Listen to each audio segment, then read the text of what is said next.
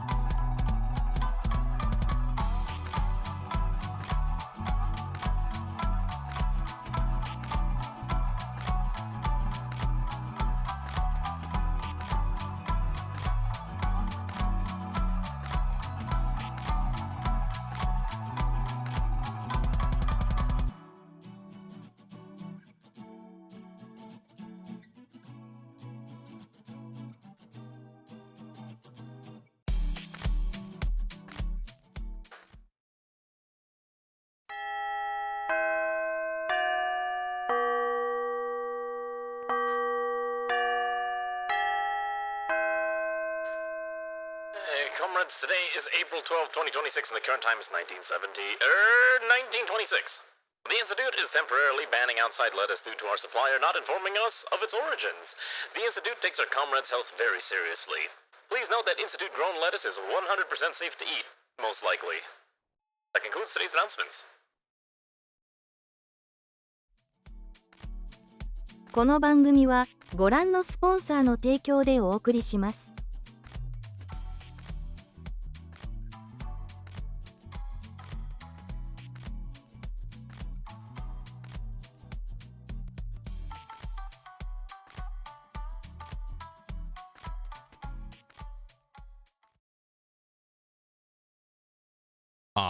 Did I actually say April 21st? I don't remember. It's supposed to be April 12th. I was like, I don't think I said... Did I actually say 21st? Oh my god, I'm gonna have to watch the VOD later. I'm pretty sure I said 12. Oh, lordy. Maybe I am time traveling. Maybe I'm actually a time traveler and I don't even realize it myself. That would be quite the twist, honestly. Am I okay? Probably not. Maybe this chicken's poisoned me. I had to eat dinner right before I started stream because I was getting a little hungry. And so I was looking through the fridge and I'm like, well, there's some leftover fried chicken. And it was from a local grocery store. And I put it in the microwave and I reheated it and I could not finish it because this thing was so fucking greasy and oily that I was like, I had to peel the skin away and just eat at the meat, and even the meat was like greasy. And then like this would go hard with rice, but we didn't have any fresh rice available, so I didn't like. I just eat it by itself, and it was kind of gross, honestly. So I was like, that's unfortunate. Anyways, comrades, good evening. How are all of you doing? Wow, look at that. We're playing the Fire Emblem game. Also, congrats to Ray for being first today. Also, hello, Ziryu and Sun and Xanth and Akabi and Ervin. And thanks, Ervin, for resubbing. I appreciate it very, very much at 8 months. Crazy stuff. And also, Goldenrod, and I think I said Xanth already. And I know Sun. And I think that's everyone who I saw so far. Hopefully, you're having a good evening. Yeah, it was a microwave, not air fry, because I was lazy. I just wanted to nuke it. I like air fryers a lot, but air fryers that also take like 10-15 minutes to reheat a piece of fried chicken. I did not have 10 to 15 minutes, so I was like, I need this now. That's kind of why it took a while. But anyways, look, Fire Emblem, the thing that we were supposed to do last week. I'm so sorry that it's been like 2 weeks since we did Fire Emblem. I know a lot of people basically just watch for Fire Emblem. We're almost done with this run. We're like maybe, I want to say like this stream and next stream are probably the final Fire Emblem streams, and then we're done with this run and we can move on and do other silly shenanigans.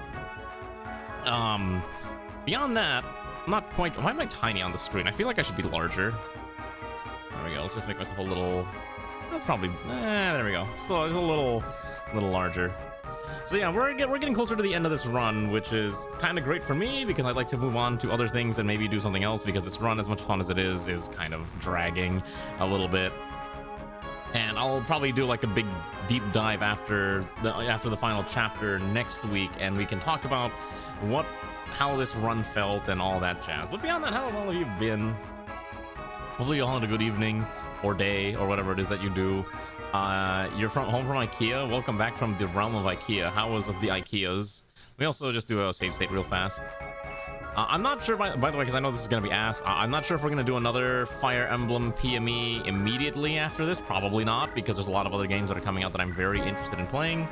Like, for example, did you know this month is the release of the new Star Wars XCOM-like game? I've been looking forward to that for quite some time, and I think it's going to be a lot of fun to stream that and other titles of that manner. And also, I think we might do obviously some Zomboid, and I'm considering doing some Star Sector in the near future. Maybe like in a month or two, possibly. One thing that I'm kind of looking forward to is I may or may not have started working on the Nekogrod mod again, and there's been I've been trying to work on a flag.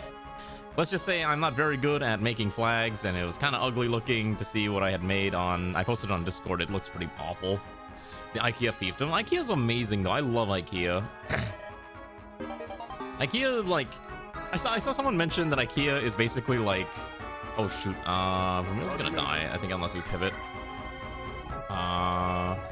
Wait. Did I just get Havel murdered? Oh shoot. I think I might have messed up just now. Oh shoot. Yeah, I think I might have messed up by accident. That's not a good sign. See if we can fix this. You recommend RimWorld? You've never heard of it? I mean, RimWorld's a really cool hip indie game that all the kids are into, right? Maybe one day I'll play this hip indie game RimWorld and maybe, you know, make a streaming career out of it. And maybe if I actually start getting around to stop being lazy and making YouTube videos, maybe I would actually be a competent content creator. But instead I'm so lazy that I don't ever do that because I'm just so, like, I have like so many other things that I do instead. It's truly a tragedy. Does she have a rabbit? Who's got a rabbit? Oh, Ray? Yeah, Ray's character has a rabbit. I'm going to IKEA one time with friends and saw a dude sleeping on one of the beds. Yeah, no, that surprisingly happened. Okay, so like, the thing is, IKEA is like, how do I describe IKEA? It's basically a store for, like, when you're young, you don't want to go to IKEA because who wants to go look at furniture, right? You're a kid, you don't care about any of this. When you're an adult, you're like, oh my god, I need furniture. Whoa, look at all these different furniture styles. Whoa, this is kind of sick. And then you start looking at like all the different options that you can use. Like, oh, I need a new bookcase. Whoa, IKEA's got like 50,000 of them. And they're like all in different colors. And they all have a very clean look. That's why I like going to IKEA, because all the furniture there has a very clean, modern look that I like. Even though I know some people, it's not very pretty all the time, and maybe people are sick and tired of seeing the generic, you know, very angular, modern aesthetic for clothes or for furniture. I think it's perfectly fine and reasonable. You have a longbow, right? Yeah. Yeah, the food there is really good. I will say I would kind of disagree about the food prices. The food prices are a little rough at IKEA nowadays, unless you're just getting the hot dogs. And I think they actually got rid of the fancy hot dogs, like the meat ones. They're all like vegetarian hot dogs nowadays, and I'm just like, I don't want vegetarian hot dogs. I want real meat hot dogs. And they're like, no, you gotta only consume the fake meat hot dogs. And I'm like, ugh. They don't have $2 pasta, do they? I don't remember seeing that.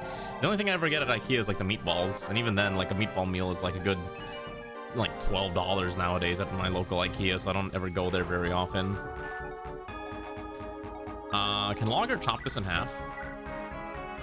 If I move Logger there, does Logger die? No, Logger's fine. 24 times 2. If I give you a Brave Axe, that's probably better. You can't say how much you want to play XCOM Chimera Squad, but you can't because your console. Oh my goodness, Logger, please. Well, that was annoying. That must be like a new deal. That's definitely not a thing that they normally do. So my guess is that it's probably a temporary thing. So I'd actually be kind of curious about trying that. I'm gonna have to see if my local IKEA's got something like that. You want to know your innocent animals died for your consumption? Exactly! I don't want no fake meat. Give me the real meat. I want the real heavy cholesterol calories from all that delicious flesh that I'm gonna consume. That's a really funny emote, actually. I like that. That's a good emote. Alright, let's make sure that Ivy can continue tanking even more, because Ivy is essentially the one who's going to tank basically every single hit that we're dealing with now. What was I saying before this? But yeah, I know when like you're a kid, you don't really care about IKEA, but like when you become an adult, you're just like, oh my god, I want to go to IKEA. For me, I've been thinking about going to IKEA recently to go pick up like one of those pegboard wall-mounted ones. I think they're called like the Scadis or something. I've been meaning to set one of those up in my personal space so that I can, you know, hang things on the wall, like hang things on it that I don't need right away, but I kind of want to organize it. But I've been a little too lazy to go do that, and also costs money, and I've got to spend other money things on other things soon enough, so I'm trying to ignore the need. Oh my gosh, Ivy's actually getting clapped here. So yeah, the lacs are very, you know what's really funny about lacs? I remember when they used to be like $5 a pop. People were like, if you need to make a really cheap, you know, server rack, you buy a lac, because apparently the lac was the exact like width, like in between the legs, to create a proper like server rack, essentially. Like it's like a server blade or whatever you want to call it would fit perfectly inside of those things, and you just have to screw it in there. Now, it's not the best thing to do, because considering it's basically particle board, but if you need something in a pinch for $5, you can't go wrong for $5. Costco, I can never beat the Costco hot dog. Oh, trust me, I'm well aware. I have eaten too many Costco hot dogs in my lifetime, but that's because they're cheap and they're delicious. And when you have both those combined, you tend to be perfectly fine with whatever you're consuming. This is kind of annoying to kill. Can you kill this? Eh, almost. Lax are $17? Really? That's so overpriced for a simple table? I could understand a lac being $10, but 17? There's no way. Hold on.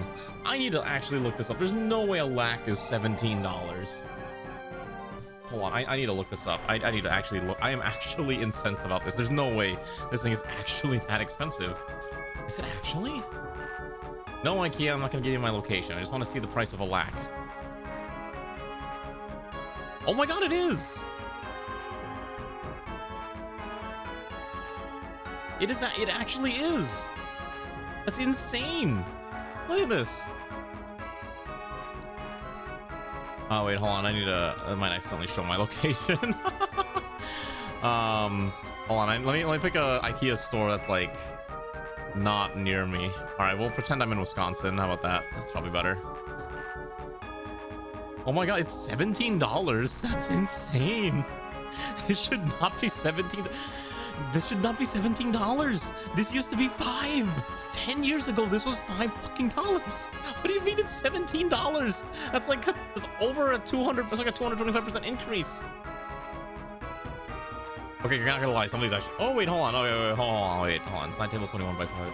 Okay, so you can get like a half-size one for $10. Like if you really want like a really miniature one, I guess. I mean, to be fair, I think for a lot of side tables, these are basically as cheap as you're gonna get if you need something very simple to just, you know, as a simple nightstand. So it's not the worst thing you can get, but man, those prices are crazy. Yeah, I've been meaning to go to IKEA again and maybe buy a few things. I do like a lot of their stuff there, and that's why I tend to go to IKEA just for furniture, just because it's good and it does exactly what I need it to do, right? I don't know if we're gonna be able to kill this guy in the back fast enough. The problem is that he's annoyingly hard to kill. Lear can at least maybe knock this guy out. Yeah, the modern economy has just ruined the IKEA furniture buying experience, and it's so tragic. I love IKEA though.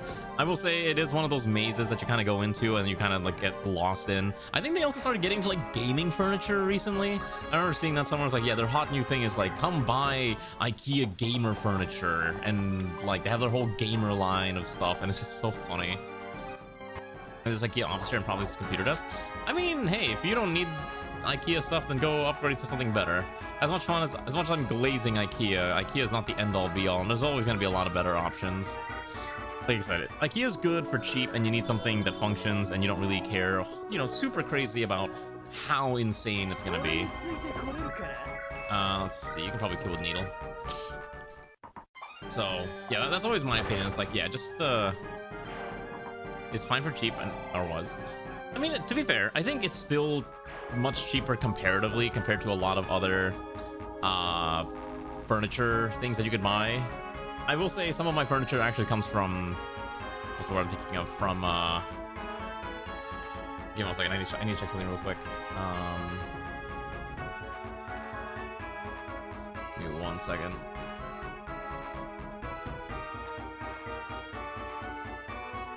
A lot of my furniture does come from IKEA, and that's kind of where I've had most of my stuff. But a decent amount has actually come from Amazon, because Amazon, you can surprisingly get some crazy cheap furniture if you're willing to pay for it. I mean, granted, you're basically buying like some Chinesium furniture piece that, I mean, it functions fine, and you're not really too concerned. You just need it to work, and you know, oh my god, that's a lot of things coming our way. These are kind of scary, actually. It's a lot of adventures. All right, we gotta deal with the next room too. All right. Let's see. Do you have anything to heal? Thank goodness you have an elixir. Let's do that. Remember your office, your work doesn't have an accurate route for its Aeron chairs. I mean, they probably don't, but your main problem is being able to sneak one of those Aeron chairs, or like Herm's. What is it? What's the other brand that everyone's really into? Hermes Miller or something. Like, yeah, you can your office probably doesn't track them, but good luck trying to, you know, sneak one out of there when when they're maybe paying attention. Oh, it is Herman Miller. Okay, got it. It is Herman Miller. Okay, see, I don't use a Herman Miller. I'm a little too cheap for that type of thing. So that's why.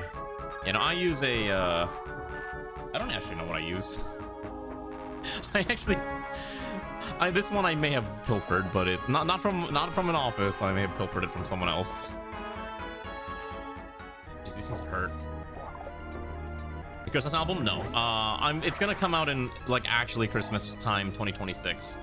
I plan on preparing it, and it'll release literally on Christmas Day this year. I know it'll be like a year late, but I think it'll be funnier if I actually do release it on Christmas. And the spare in the supply room. Okay, fair enough, I guess. That's if your office can support you stealing an entire Herman Miller. Also, I need to check the YouTube chat because I just need to make sure that I can see all the messages there because I have no idea if Kahila's been saying anything because I know Kahila's on the YouTube side. So, yeah. I will say, like, one of my favorite things to do, I remember one time, one of the earliest dates I remember me and Ray went on was, I think we were in another city because we were there to watch a concert, and we're like, well, you know, or no, I remember what it was. We were visiting my friend who was managing some kind of anime convention, or something along that line, and I decided, let's go to IKEA. Let's have an IKEA date. And so we did. So we went to IKEA, and we looked at furniture for an unholy amount of time, and just like, oh, wouldn't this be nice if we had a house? Oh, if we had our own place, this would be kind of cool too. And that was essentially how it went for, God, I don't even know how long that went on for. It went on for like like an hour or two or something along those lines. Like, and then we went to eat, then we got food at IKEA, then we did more walking around because Ray had never been to an IKEA before. And I'm like, yeah, IKEA's so cool. It's like the best furniture store ever. And it's just like, why did I? It's like, huh, I am kind of weird, huh? I brought a date to IKEA. Tomorrow you don't get the furniture from the dumpster to your phone. No, I don't go get furniture from the dumpster from my home. We're looking for baby furniture on IKEA, having a baby. Quick tell everyone on Twitter. No, trust me. If that was happening, I'm pretty sure we would have probably kept it quiet until the actual babies arrived. Actually, knowing me, I probably would just like have said something and been like super like, you know, I'm not gonna say it's happening, but something's happening, and been like super coy about it, even though there's like literally no point to being not coy about it, and just like, oh my god, I'm just gonna be so annoying about it. But no, there's no baby happening right now, anyways. So, you know, no, there is legitimately nothing happening right now. Please don't make any assumptions. There's nothing happening right now. Okay. Listen, I read the date incorrectly. Okay, I wrote August 12, but for some reason I read it as April 21st because my brain is fried from all day. I woke up like super early, and I've been up basically for many hours. But don't worry, nothing is happening at the current time. Maybe at some point there will be, but at the current time, there is not to worry about. All is fine in the world. Okay? It'll be okay. Oh wait, I'm pretty sure Lyric can just kill this. But yeah. So yeah, one of our earliest dates was literally just going to IKEA. Also, hello Lana. Was going to IKEA and looking at furniture because unironically, you have to remember, one of my favorite activities like in gaming is I used to play a lot of The Sims. And the thing is, I didn't play The Sims to be The Sims, like a life simulation. Unironically, I played Sims primarily as a architecture simulator. And so because of that, a lot of like what I do in The Sims is basically just building furniture and like building houses and decorating them. And I am unfortunately a terrible decorator, but it's nice to at least get some ideas from, you know, playing a game or like visiting like other houses and seeing how people decorate things.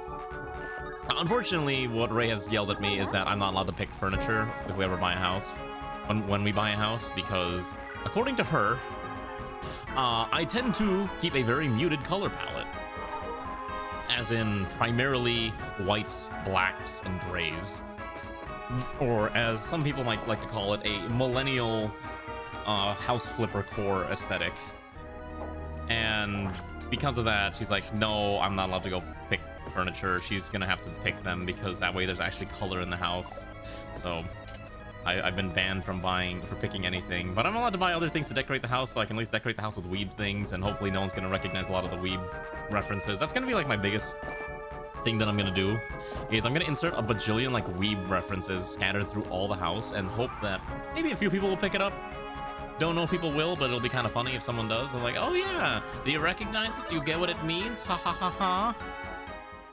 Put a lot of Final Fantasy 14 things in there. Maybe Ray wants to buy a bunch of Moogles and scatter them throughout the house. No, like, okay, my furniture palette is relatively monochromatic. I think you just like maybe a couple browns. But the thing is, like, it's very easy to decorate with a basic palette. Oh my goodness, there's so many reinforcements. Holy moly! All right, how do I even approach this? There's also like the Dark Evil Husks with like a bajillion stats. I think the solution is, unironically, I'm just going to leave Ivy behind, and Ivy can tank everything. I unironically think that's probably the easiest way to do this. So let's move everyone up, and let's get ready to leave Ivy behind here so she can tank everything. And we'll probably leave Zeoposer to shoot from afar. We can probably do like a 3-stack. So this is going to be really awkward, but I don't have a choice. It's like the only way to do this. So, but yeah, I mean, it's not like completely monochromatic. I'm just saying that a lot of my color choices for furniture happen to be monochromatic. Big difference. Why? How do all of you decorate your houses? Do you actually put color in yours?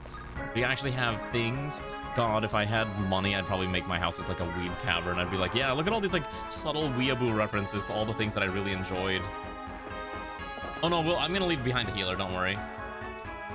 No, don't reinstall FE Heroes, for the love of God, that game is so bad. Every person I knew who played Fire Emblem Heroes has quit.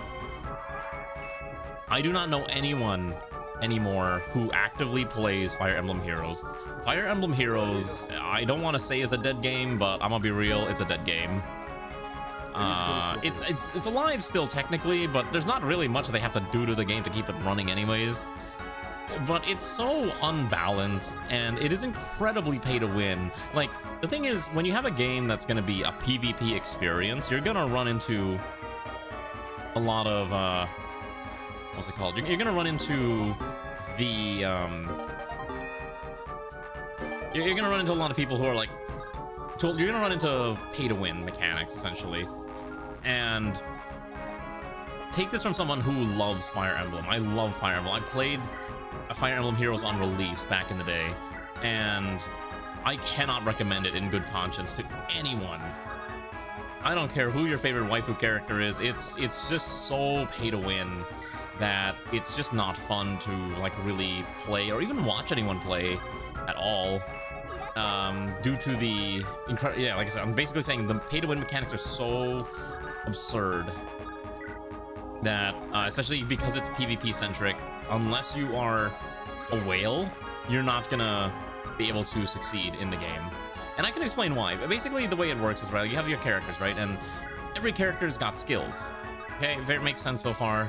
And you, every character that you pull from the gacha has skills that you can then inherit into other characters. So let's say you want to give a character something like, you know, distant counter or something like that. Well, you need to inherit it from another unit by sacrificing that unit.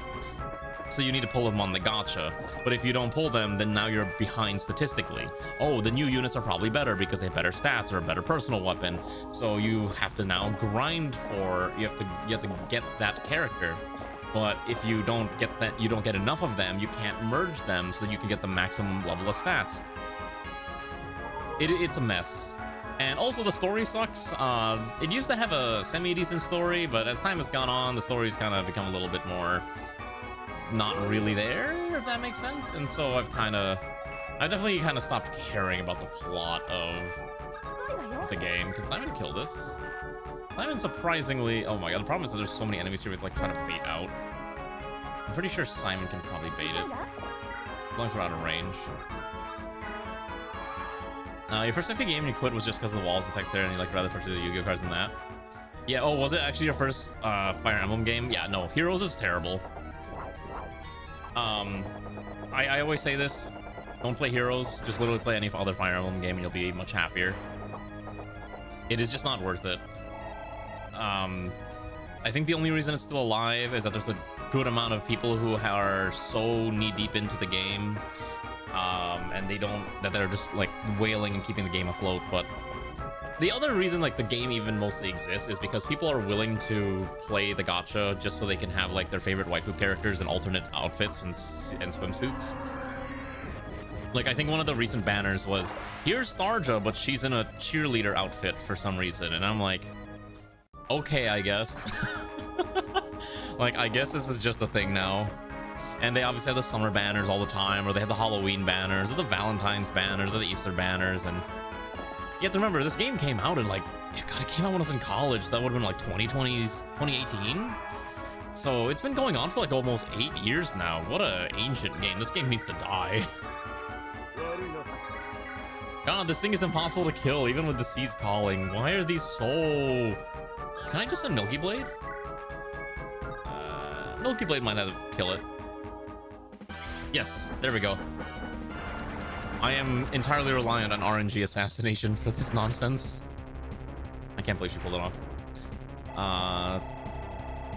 It sounds like a terrible publisher monetization. You wouldn't violate the trust. Oh yeah, how could you ever violate the publisher's trust? Just like how could we ever remove ourselves from, you know, Amazon's AI training? You know, small indie company Twitch.tv and Amazon really need to have our information so that they can create the greatest, you know, AI training model. Yeah, I cannot believe. I hate how every stupid decision is like forced opt-in, and you have to opt out if you don't want any of this stuff, because they know, and I think they admitted in a live stream that the only reason that they made it opt-in, if you don't know what's happening, there's a setting in your Twitch thing that you might want to double check, where they basically have opted everyone into having your data being used for training their AI models. And I mean this like in the most complete way possible. Like your chat logs, your Twitch, you know, streams, it's all now viable for them to use to train an AI model of whatever they want. They haven't really specified what they're going to be using it for, but that's what it's doing. And so some of you might not care, but if you don't have that turned on, you might want to double check, because everyone's opted in and you have to opt out. And so they did a live stream where they're trying to explain their decision, like why they're doing this and all that stuff.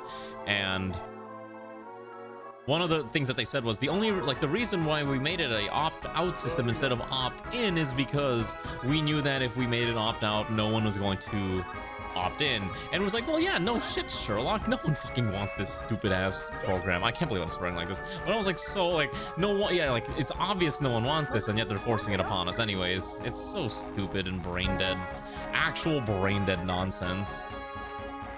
And people will always say like, but why not switch to another platform? There's no other platform. You have Twitch, YouTube, and Kick. Like every other platform has died.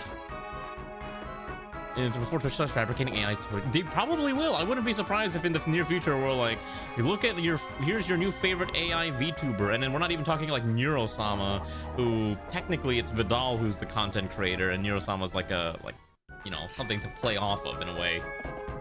Like we're gonna be talking about like, you know, here's real virtual YouTubers who are really not real anymore, and it's gonna be insane, and it's gonna be awful. Yeah, it's like, what if we could just cut the content creator out and just keep all the money for ourselves? Because what's that one goober YouTuber that did that at some point? Quebblecop or something tried to make like a digital Quebblecop, like AI version of himself. The project failed spectacularly, I think. Yeah, exactly. It's just insane. I kicked the worst streaming platform, and it's a good thing. So it depends like what you're looking for in terms of like for streaming. So one thing to keep in mind is that, yeah, technically, I guess, I'm just gonna keep you. Who's your partners? Analea and Vermeil. I'm gonna keep Analea down here then, just so that you get the boost. Thank goodness these guys don't fly.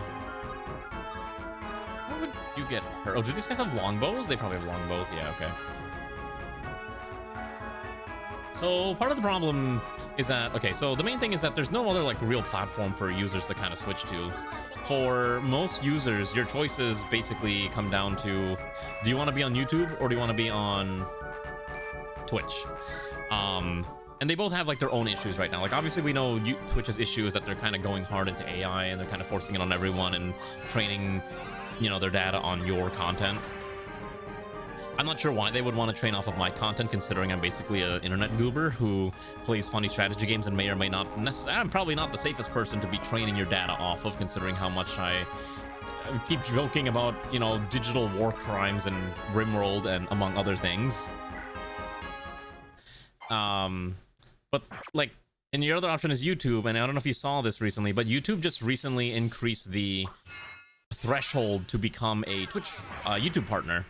So you need like 4,000 watch hours and like a certain number of subscribers. So funny thing, I actually hit the YouTube viewer minimum last year because of all the times that YouTube was like feeding my stream to random people sleeping when I was doing like when RimRoll Anomaly came out.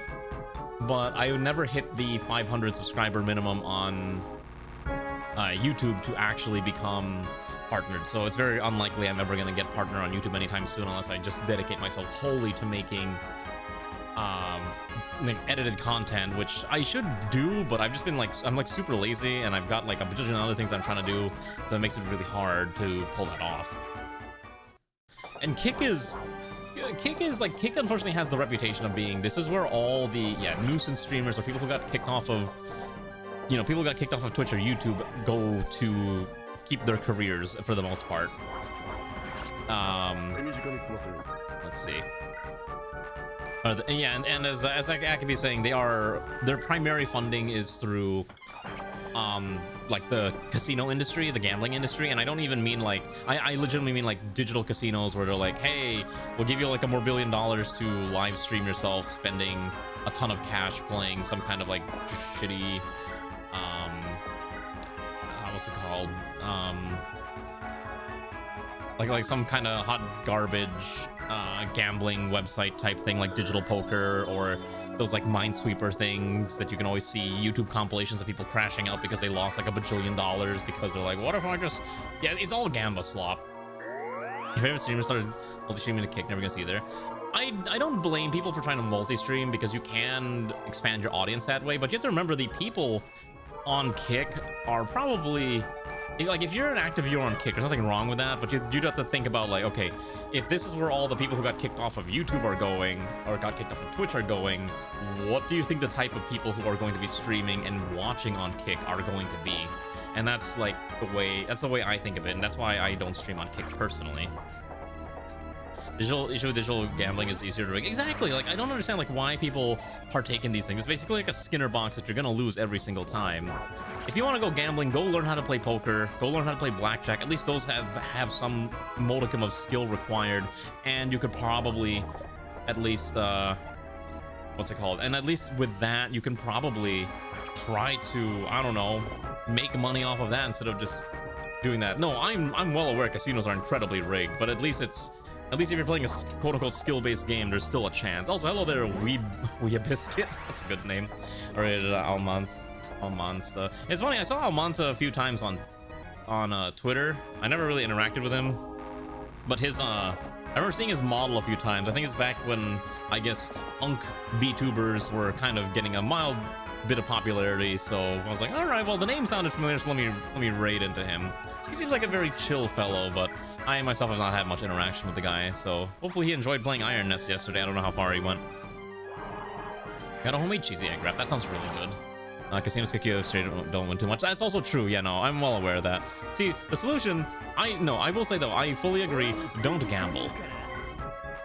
I don't think I've ever gambled, like, at a casino proper.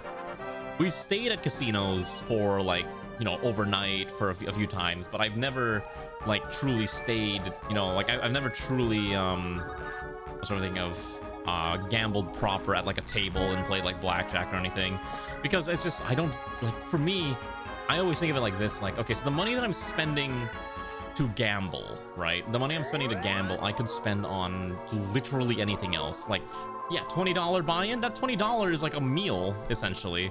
And there's a very high chance I'm gonna lose it. And you're just spending the money for the thrill of maybe winning more money? Why? Just do anything else.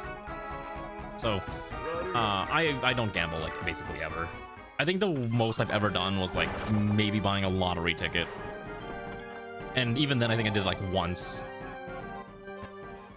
Yeah, it's insane. Like, nothing ever comes good comes from these things. And have you ever seen, like, I think the craziest example of, like, rampant gambling addiction I've ever seen is essentially, I don't want to say the word boomers, but there's a lot of people who are, like, older, like, much older individuals who, you know, they're essentially pissing away their retirement funds, you know, at Vegas, sitting in front of a slot machine and just, you know, just mindlessly pressing buttons without thinking about, like, what they're actually doing.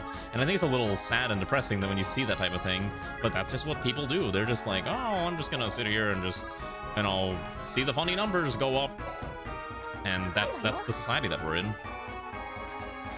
It's just chipping away at these people's retirement funding, and then who ultimately takes care of them when they all are old? It's gonna be their kids, assuming their kids still talk to them, but now they don't have any, you know, inheritance to maybe pass on to their children, or even a way to, like, sustain themselves in their retirement. So it's just a mess. I know we don't talk about modern politics a lot in here, but I will talk about this a little bit. Right, a little bit more. Also, Gamble's he loves Iron Nest. Good. I hope he really enjoyed Iron Nest.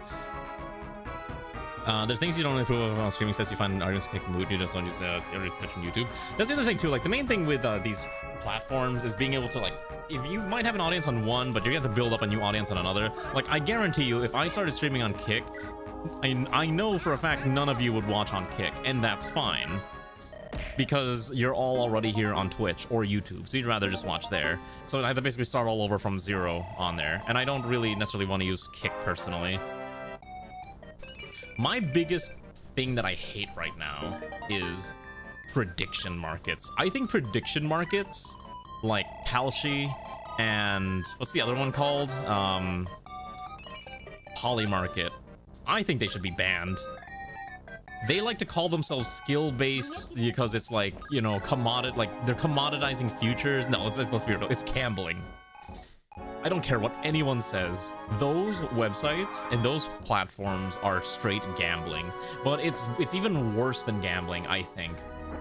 Because the main issue that I have with those platforms is that because you're gambling on real-life events, there is legitimate incentive.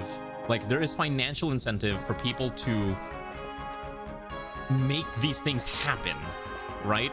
And if they don't happen, then they're gonna, you know, have a massive crash out or something. Yeah, it's financial and military. No, like, there's, like, it's not even, it's financial, it's military, it's everything. And I think that's why these platforms should be banned. Like, and yes, I'm gonna talk, this is tying to modern politics, but for one example, I think very recently, like, when the US-Iran war started recently, there was a legitimate bet whether the leader of Iran, the Alatoya, would be alive by the end of would be assassinated or by the end of the year or something like that. There's, like, some specific, like, wording for it, and it's just like people were making bets on that type of thing. The fact that you can make bets on real-life events is scary, because there is now financial incentive for more corrupt individuals to try to force certain outcomes to actually happen. Like, if you had, say, a prediction that's like, oh, like whether or not California is going to have wildfires again this year, right? And then now people might be incentivized to start an actual wildfire so that they can, you know, win that bet. Or, yeah, and I don't care if people say it's not a bet. No, it's a bet. No amount of, like, haggling this is gonna make it be like, it's not a bet, it's predicting events with, like, you know, with futures. And, like, no, you're gambling. Let's be real, you're gambling. And these prediction market companies are going to try to do their best to say, like, oh, well, you know, we're crowdsourcing people, you know, opinions and predictions of future events.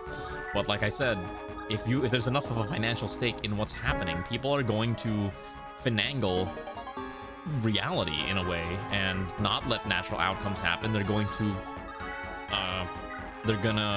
corrupt the actual results by meddling in it. And now you have like things like insider trading.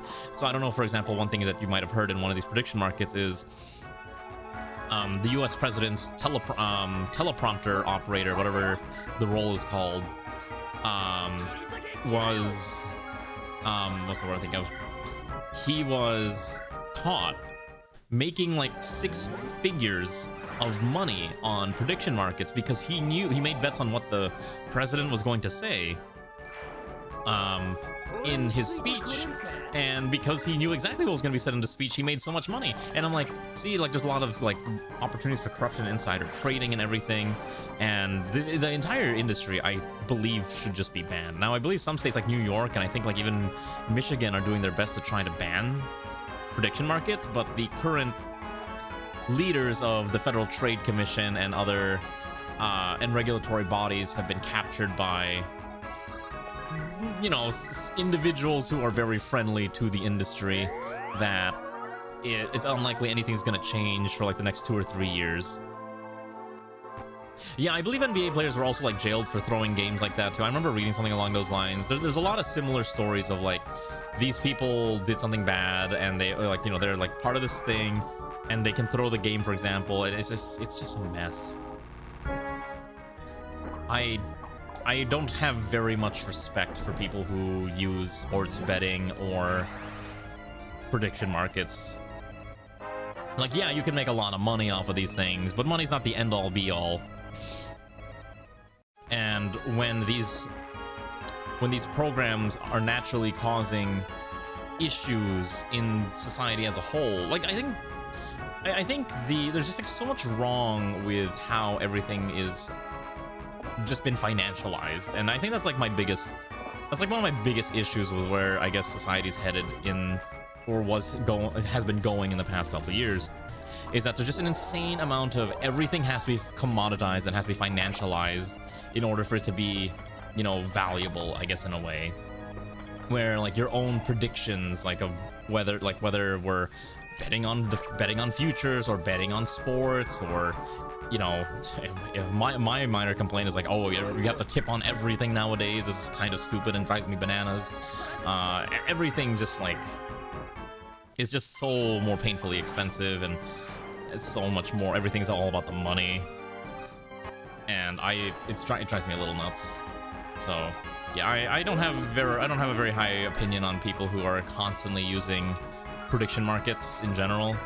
I'm very much like a don't do that type of stuff. If you have self-respect, don't gamble. Sports betting is also really bad. I think one of the biggest mistakes was letting like online sports betting through things like FanDuel or Sportsbook or any of those other ones. Those should have never been allowed. They should have never been allowed in the first place. Yeah, you gotta milk all the consumers. I'll gladly bet on a thrum booty. At least a thrum booty won't hurt me. That thing, it'll hypnotize me as it spins, but at least it can't hurt me. But yeah, also, hello Zongo, how are you doing, comrade? So, that's my rant on the topic at the very least. I hope one day that I hope one day that we'll get a regulatory body that will realize, yeah, maybe this is actually a bad idea and maybe we should ban this. Is it gonna happen right away? Probably not, but you know, we can hope. I can hope that it'll happen, and maybe we'll see it, because it is insane. Like, everything is a financialized commodity where everything has to be like a gamble or a bet or just another way to make money. Don't do casinos either. I can't. Don't go to casinos. Me and Ray did stay at a casino one time, and I was like kind of looking at the slot machines or like the blackjack. I was like, those look kind of fun. I kind of want to try it, but I'm like, and Ray was like, I'll give you money to try it. I'm like, no, I'm good. I don't want to. It's like, I looked at it and it's like the odds are so bad. Like, oh, it's like a 3-2 payout if you win at blackjack. I'm like, that sounds really awful. Oh, I forgot that was Darcy. I thought that was Lear. Well, good luck, Darcy. I think Darcy's fine. Yeah, Darcy's okay. Yeah, my body is a machine that turns $10 into $20. 6-5? Oh no, I think it might have been 6-5. Like, whatever the odds were, it's really awful. You know how you want to know how I get my my card game fix that's not Magic the Gathering, play Balatro. I'm not even joking. I have been on a Balatro binge recently to the point where I've been playing Balatro on the toilet whenever I need to use a restroom for an extended period of time. I'm just like, pull up Balatro. All right, I'm in the middle of my, I think right now I think I was in the middle of some kind of a gold stake run on like the checkered deck, and I'm like, oh boy, here we go again. Here I go betting. Yeah, funny number make brain go burr. It's so fun. I love Balatro. That game is so good. It really is the prime example of you can make a simple game, and that simple game can be a banger. And you're good at cards as long as you're playing with a single deck. Yeah, but unfortunately most tables nowadays play with like 6 decks, and they shuffle once they're done like halfway through the deck, so you can't even count cards anymore. And if you count cards, the casino's gonna kick you out because they don't want to lose any bit of their advantage. I'm like, they're all cowards. Listen, if the casinos are allowed to do all this nonsense, you should be allowed to use whatever advantage you have by card counting. Other than your beta tester as a guilty pleasure, I am now kind of curious what the time is. It RimWorld Mobile? Did they finally announce RimWorld Mobile?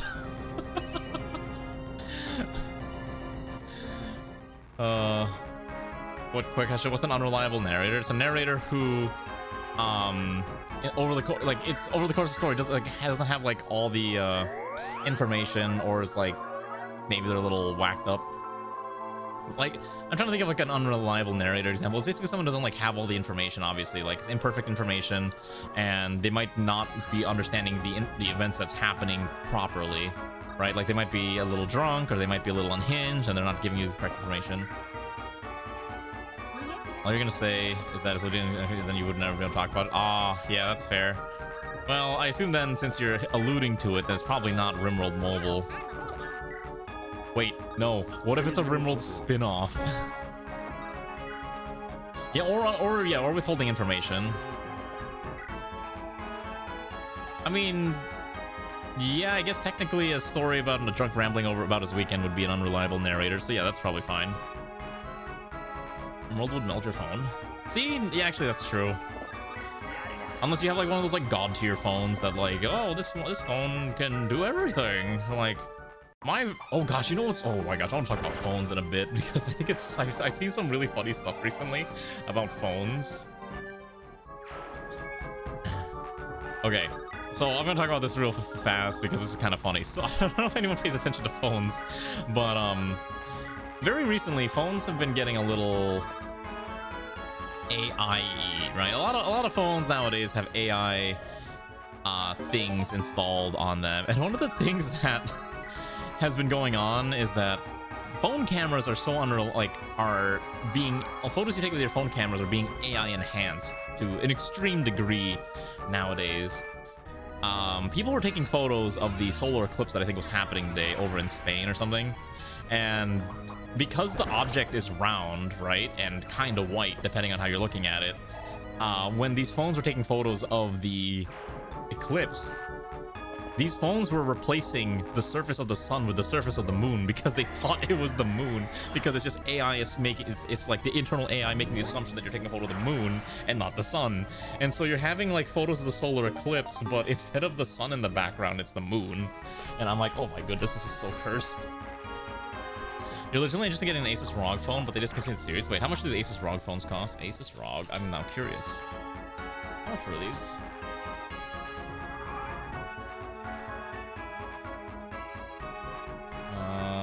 Okay, so these are long dead now. Android. Oh, here we go. There's an entire Wikipedia article about this thing. Android gaming smartphone made in 2018. Let's see here. ROG Phone 2, ROG Phone 3, 5, 6, 7. Okay, so ROG Phone 7 was the final one, it sounds like, and they discontinued it after that. That is a little unfortunate. Wow, these things are $2,000? Holy moly! My lord! They had a 9? Oh, was there a 9? Okay. This is not the type of product I would ever really purchase for myself. I like my phones to be a little more of a specific type of device, essentially. I like to keep my gaming to a separate device. Yeah, production over here now. Okay. Too bad they're not making more then. Yeah. It does suck when like you really enjoy a product and they don't make any more of those of that line, right? I've been on the receiving of the end of that far more than I like to admit, but a lot of times these companies just can't be bothered to make more because they're like, oh, it didn't sell enough, so we gotta go. We're done making them forever. Hello, have a good evening. We're doing pretty good. I was ranting a little bit about various websites like Kick and other things like that. But hopefully you're having a good evening. I can continue rambling about that if you care to listen. You can probably just consume an elixir is fine. Oh, it had a headphone jack? God, I miss headphone jacks so much. So, like a few months ago, I really got back into listening to high quality FLAC music on my phone, but I didn't want to download it on my, but I was thinking about getting like a dedicated music listening device. I believe instead of MP3 players, they're now called digital audio players or DAPs. And there's actually a lot of them on Amazon and like AliExpress now that you can kind of get from China, because China's making a lot of these. And they're really cool, actually. And I considered picking one up, but they're like, a good one is like at least $100 minimum. And I didn't like, want to spend that much money on a device that I'm not sure I'm going to be using for a long time. So what I ended up doing was I took my old phone that I still use for when I have to do hand cam streams, my old Note 9, and amazingly enough, a Note 9, in fact, has a headphone jack, surprisingly, and it has an SD card slot, which is crazy to me. I basically took the phone, stripped everything out of it, and then just downloaded all my music onto this thing, and it's been such a pleasure just putting on my my AT-H50MXs and just listening to music in general. It's such a nice feeling. Is this the boss? Is he immune to crits? Oh my god, he is actually immune to crits. That's super annoying. What an obnoxious goober. Let's see. You're always down to a good ramble. Well, welcome, because we're gonna ramble about a lot of random things today, because I took a nap, and so I woke up and I was like, yo, I guess I'm talking a lot today. That's gonna be the plan. So get ready to listen to me yap, I guess. It's a yapping day. So what was I talking about though? Oh, right. So whatever happened to the 20 MP3 is a outdated crappy format. Exactly. I don't use MP3s. I try to get all my music in FLACs. I'm not gonna lie, I don't think I have the auditory ability to discern the differences between like high quality FLACs and all that stuff now. But I will say, one of the things I did manage to find and listen to was I found like an entire rip of Suisei's album, and it was like all 24-bit high quality FLACs that were like, I don't know, I think they were like almost 50 megabytes per song, and I was like, oh my god, this is like, I was like, I could actually tell this sounded heavenly. And I may not have the best headphones. Like I said, I use Audio Technica's like a beginner intro Audio Technica, the ATH M50Xs. And it's my personal headphones that I use for anything that I need. I don't like using in-ear monitors. If you don't know what that means like the earbuds you plug into your ear. I like having over-ear headphones because they're a lot more comfortable for me. But oh my goodness, that Suisei album was so nice. Is it M4A? I think it's M4A now, yeah. But I think people still just kind of default to MP3s just because it's the format that I think a lot of people who would be listening to who would be downloading music are familiar with MP3s rather than most other formats. Because let's be real, the younger generation is not downloading music 90% of the time. Oh my goodness, I put Annalay in a dangerous position. I forgot to move her. Does she die? Oh.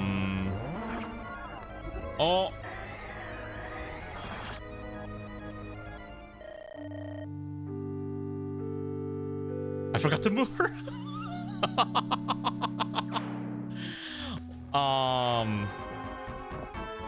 Well, there goes our best healer. I'm so sorry. I forgot to move you after your turn ended. Oh my god, I'm so sorry. Rest in pieces, Annalea. We tried. I just made a mistake. I made a very grave mistake. I did not mean to get you killed, I swear. That was entirely unintentional and fully an accident. Oh, that sucks, because you're like our best healer. Yeah, just apply some Luciferium. I don't think Luciferium's gonna be enough. Luciferium or Lucifer? Is it Luciferium or Luciferium? I've always been saying Luciferium, but now I'm like thinking, does it actually have an I? Oh, it is Luciferium. Okay, great. Cool, I'm not crazy. Okay, what was I talking about before this? But yeah, the younger generation is not listening to, the younger generation is not listening to, the downloaded music. They're streaming everything. Everything is just streaming nowadays with the youngins. They don't want to buy and download and curate a library when they can have Spotify do it for them instead. So that's where music's gone now. All right, we gotta kill this thing before it kills him. The casters are actually really scary. Okay. I'm so sorry. We almost kept you alive the whole run. All right, let's, oops, did not mean to do that. I want to pull out the opposer, so that was my mistake. Pull you out there. All right.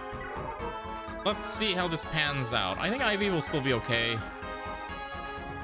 Gotta kill that one. Whatever happened to the Zune? The thing is, I don't think, like, the Zune is... I do kind of like the Zune UI, honestly. The problem is, Microsoft generally, when it comes to like all this hardware stuff, is just perpetually behind every other company. So, you know, the Zune comes out after the iPod, the Windows Phone comes out after the iPhone. Windows starts doing their Cortana or Copilot after ChatGPT and everything. So like they're always just behind everyone else, and the only reason why Microsoft is like at least for the most part relevant is one, they have Microsoft Azure, and they also have so much market penetration with their operating system that everyone just uses Microsoft for everything, right? And I'm not gonna lie, I'm one of those people. I'm basically stuck in the Microsoft ecosystem because I use Windows for all my stuff, and I can't really get away from it because I have to use Windows to play certain video games that are not playable on Linux. You're not dead, Zeopulse, you're fine. Never used your Pro 3. How much was a Pro 3? Let's see, Surface Pro 3. When did this come out? Third generation came out in 2014. Yeah, I heard the Surface Pros were really good. I'm not sure if how far are they at with these? Pro 5. They made a Pro 6. They made a Pro 7. Then they made a Pro 8. Then they made a Pro 9. Then they made a Pro 10. Okay, so Pro 10 is the most recent. Oh wait, nope, there's an 11th version. Okay, so this is still active. For some reason, I thought the Pro line for some reason I thought the Surface line just kind of got discontinued, but I guess I'm wrong about that.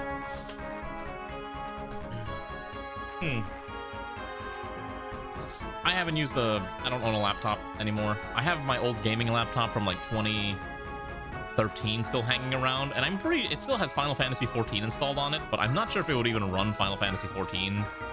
Primarily because the GPU on that thing was like a 765M, you know, NVIDIA 765M, and it ran Final Fantasy 14 at like medium settings like an eternity ago. I have no idea if it even run anymore. Oh lord, this thing is gonna be a nightmare to fight. What is the range of this thing's attack? Angel Breath. The breath of a dragon negates defenses. Wow, look at that stat inflation.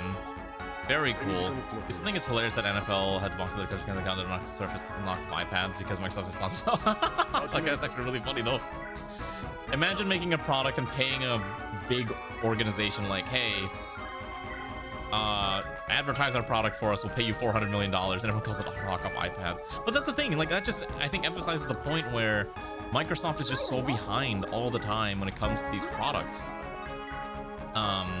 That their main claim to fame is one, yeah, they have Microsoft Azure and like the whole, you know, server industry, you know, the cloud-based computing industry, alongside Amazon. But in the grand scheme of things, they're not exactly, they're not exactly number one. I need to heal Ivy. Can I just take your staff?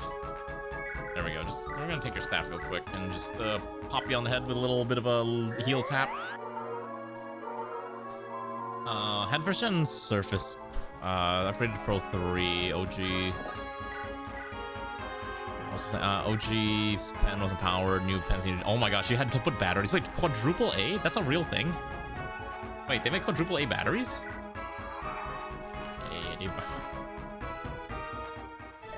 Oh my god, I don't think I've ever seen a quadruple A battery before. How weirdly specific is this? I've never seen one of these. Is this just a recolored? This is just a recolored Idun sprite. You've made it this far. Well done. Now is the time to prove to me your will. Ligharia, you underestimate us humans for what we are. But I'll let you know, we will save Attendus and Rudolphia once we pass through the Dragon's Gate. I swear on it.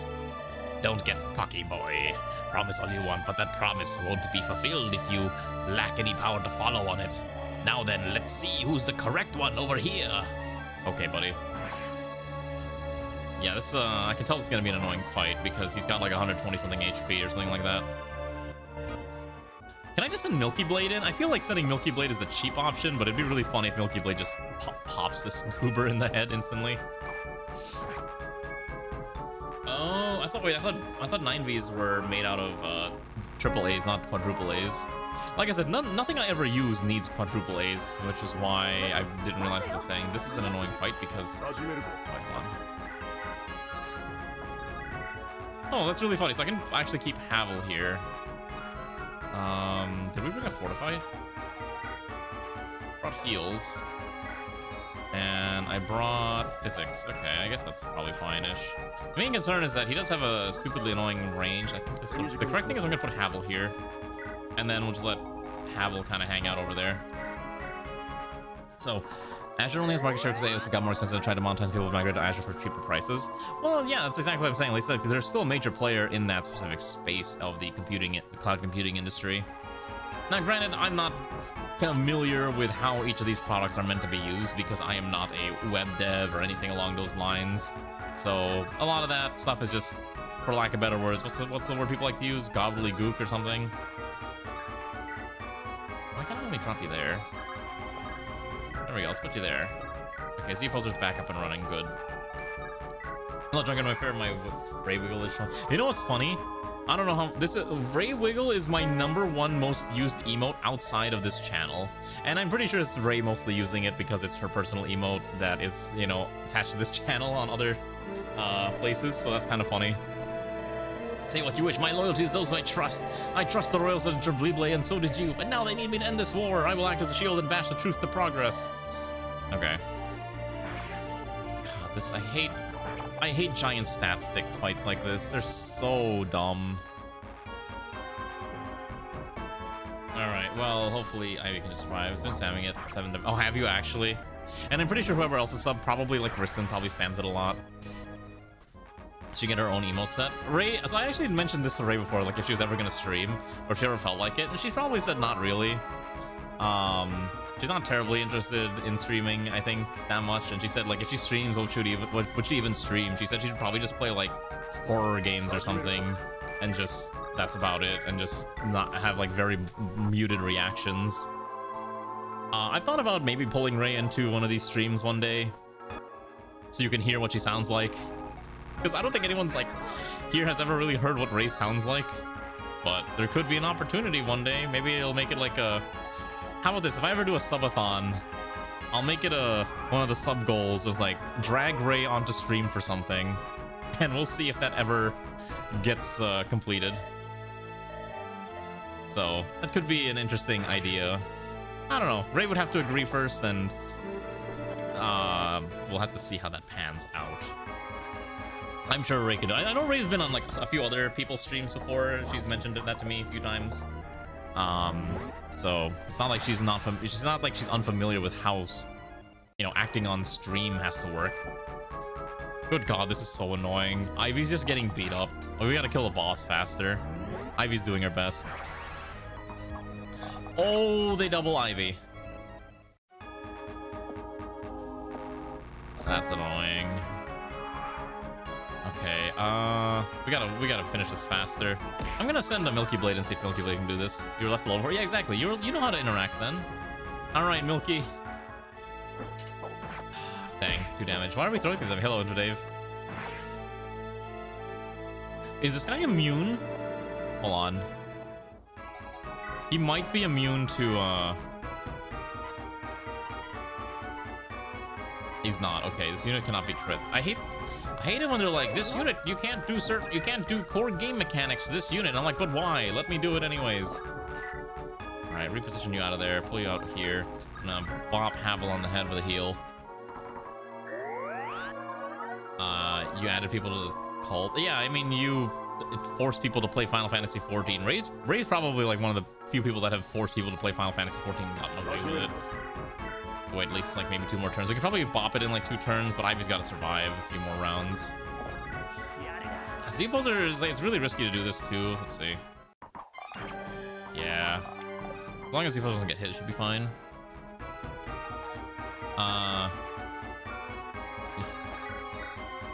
Doesn't have enough damage. What if we just push up anyways? Maybe we have to push up. Don't start together, and you play like 2 days before going back to Overwatch 2. Why are you playing Overwatch 2? Did they finally add that new character? What's her name?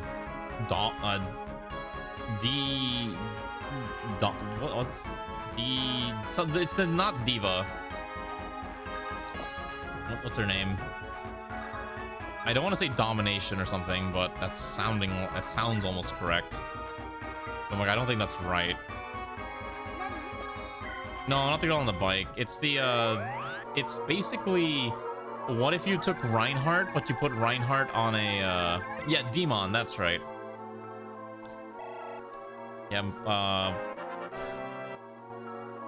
I know the person who voiced Demon. I used to mod for Lily Pichu, and she's the voice for Demon, which is crazy to think about. It's actually crazy to think about. Oh, the streamer that I was watching like many moons ago is now a full-fledged voice actor with a character in Overwatch. That's crazy. All right, let's see if we can have Havel maybe chop this again a little bit more. Yeah, Demon's the name. I couldn't remember what it was. Like I said, like if you look at Demon's kit, it's insane.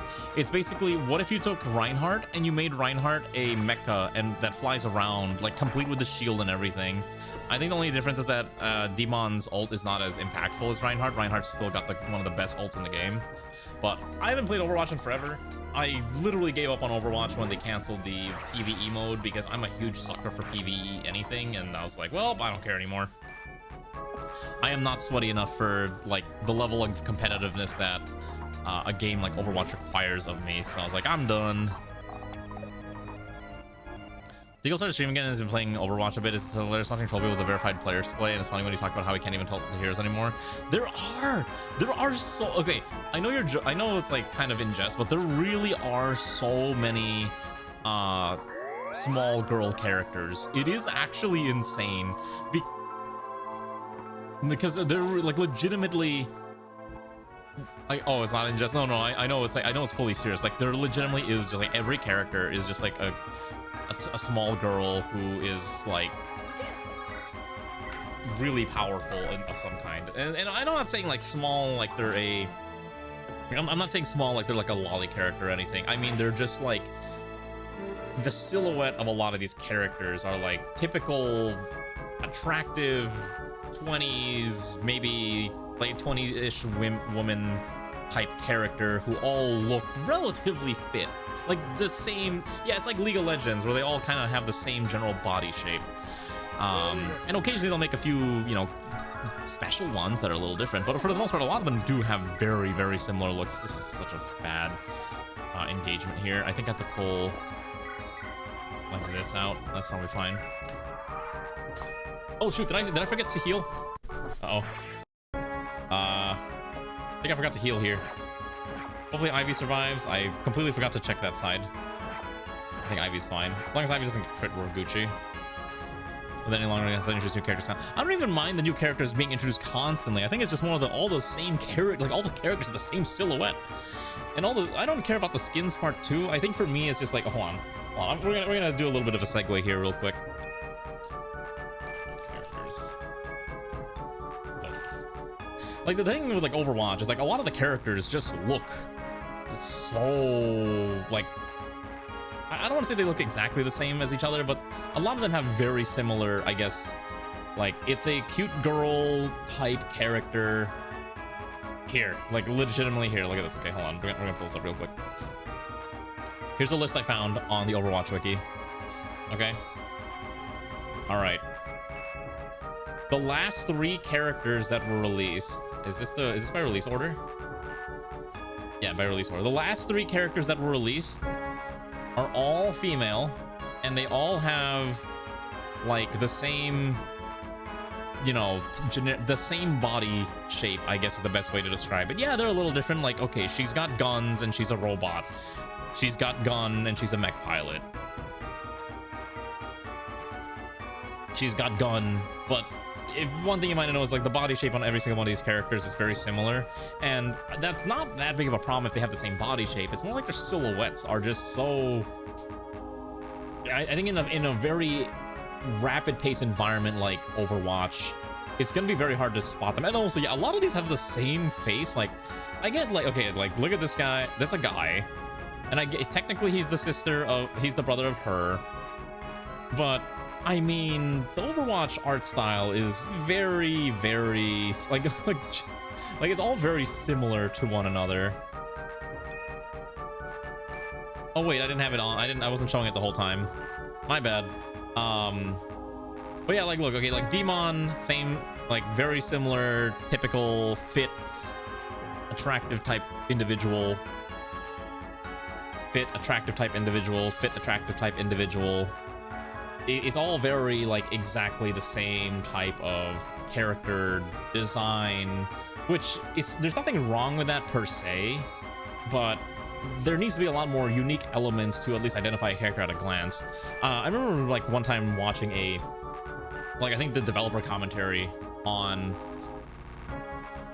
talking about the distinctive silhouettes. One of the things about this is I remember seeing the developer commentary on what's the game called, Team Fortress 2, and one of the things that they really emphasized was characters need to have a distinct silhouette in order for you to be able to identify the character at a glance. And I think Overwatch early on really nailed that concept, right? You had a lot of characters with very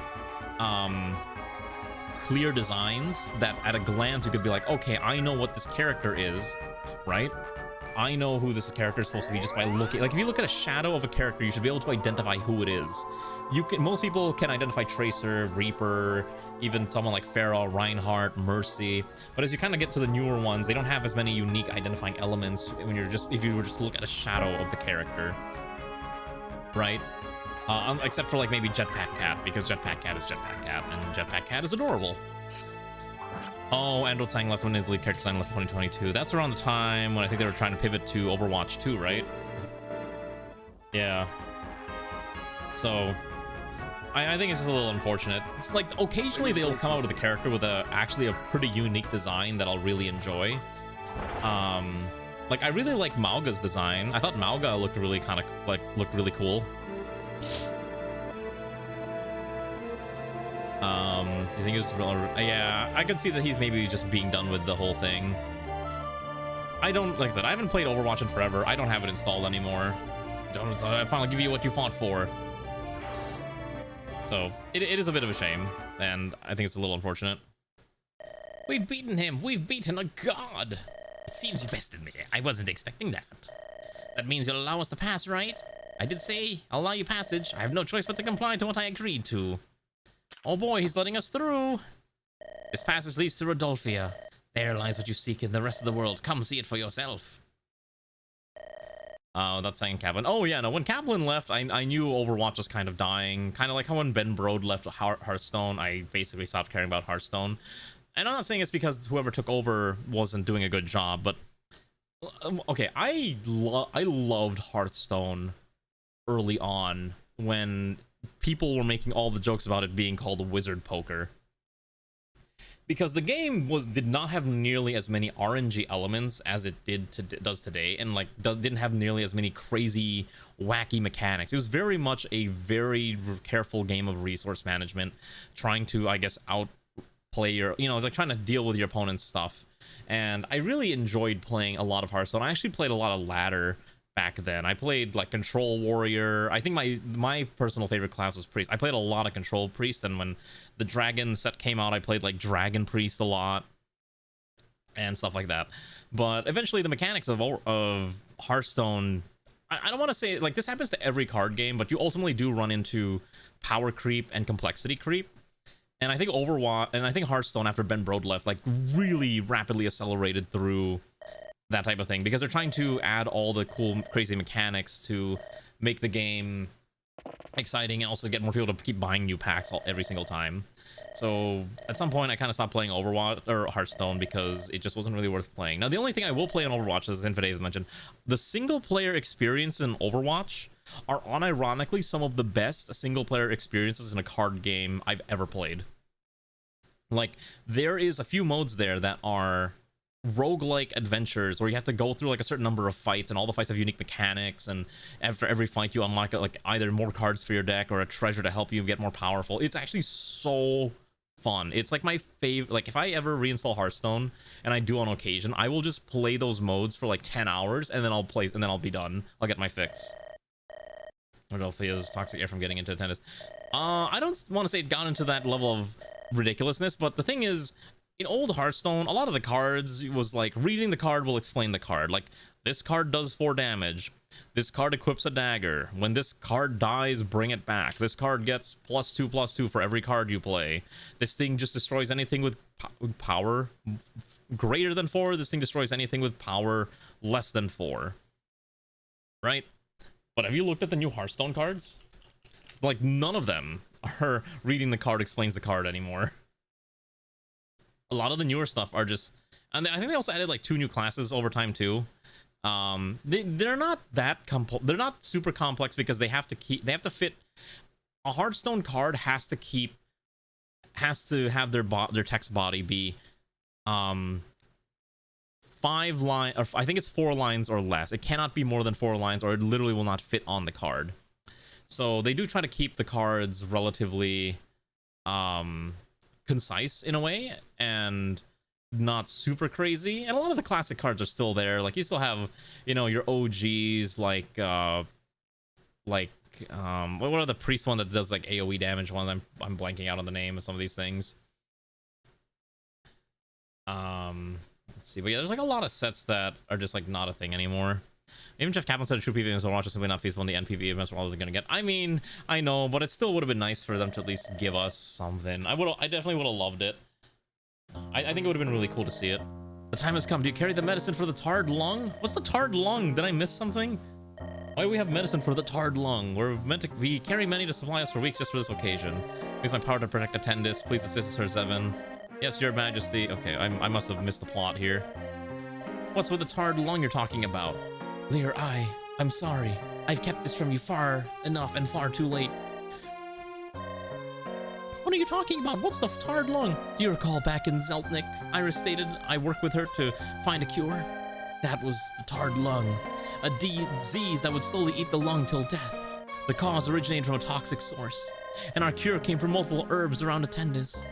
We found that the result ended up increasing the lung's resistance against ailments that would harm it. You can help us here? That's amazing! But how do you figure we needed the cure here? When I was researching theories of my father's death, my assumption to why he died slowly became clear to me. Once Luaudia made her statements, my suspicions became true. My father died to protect Attendis, sealing the gate, and died from the toxic air that lies in Rodolphia. How would we handle what father could not? How could we protect Attendis when father's magic only served as a bandage that would slowly be peeled off? What are you suggesting, The seal to protect Attendis would need power from someone who has mastered anima, one that exceeds the ranks itself. That person's me, and it can only be me. Oh, you're sacrificing yourself. But I'm aware of my age, my limitations, and what I can accomplish, and I know that sealing the gate will wear out my body. And just like my father, No, you can't die! Look at me! Don't say it! Don't say this will kill you! My father, his remains shown a struggle to close the gate. You're aware of it too. I can't match my father, I'll be under his shadow, but I can replicate his strength and I can do the same as him. Oh my gosh, he's basically, what's that one? I'll explain in a second. Ending your life, I can't accept this, I won't. How do you suggest we reseal the game? How do I skip? Alright, play the game if you want to experience the rest of the plot, but I think Ziryu's character's gonna die. Maybe Ziryu's character's like a one episode join.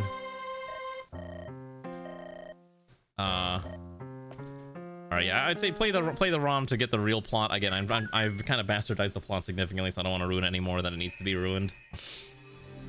I did say they should have kept them leaning on them because they were so popular.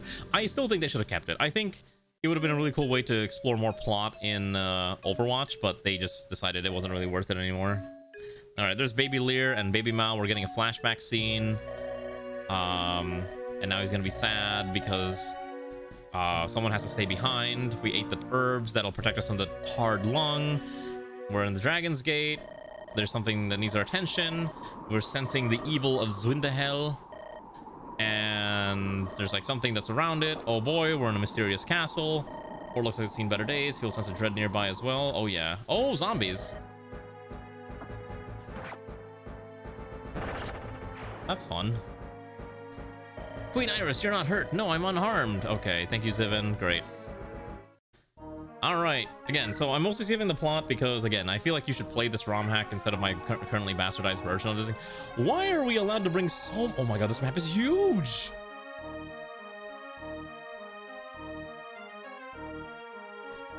Alright, unfortunately, Analea died last map, so I guess... Analea's getting the bench, which sucks because she's basically she was one of our best healers. That sucks. All right, I'm sorry. You gotta get benched. All right, we're allowed 17. Okay, Zoingo's dead. I let everyone down, apparently. Who do I even bring? God, we have Logger, Emetyan, Gabora. I need Gabora here. Oh, do I bring Sonic? Unironically. Malene. Helena might be fine. Having a Axe Berserker might be okay. Zickman might be also a solid option.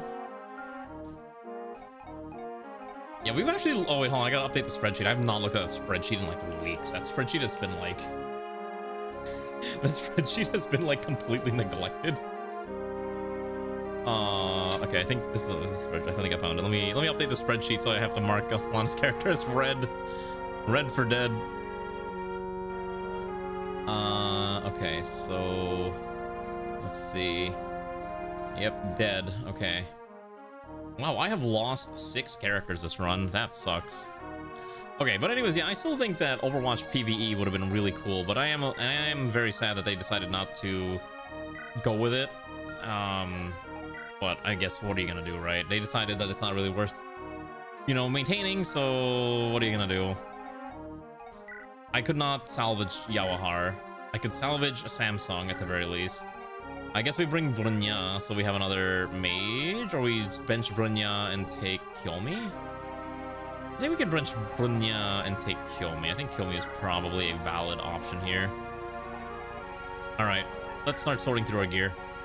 So, anyways, that's kind of my thoughts on, you know, things like Overwatch. I still think Hearthstone is really fun, but playing Hearthstone is, I think, a lot less fun, which is really weird to say. Oh my gosh. Wait, Zeoposer can use the dreaded bow. Zeoposer now has access to a unique weapon, a special super uber death weapon. Okay, so basically Needle is the equivalent of a killing edge or killer bow, and dreaded bow is basically way stronger and deadlier, and then longbow is longbow. So that's fun. Let's see, Ray's got fine. Maybe let's put the potatoes away. We gotta see who needs to consume a potato. Simon's more or less capped out, that's fine. Darcy's actually surprisingly really well statted. Vermeil needs a few more levels. Tiu probably should maybe consume one of these. Let's see. Tiu's fine. Ivy probably should actually eat one of the Potatoes. I'm gonna give Ivy one of the potatoes, primarily because this will at least give her a little bit more power.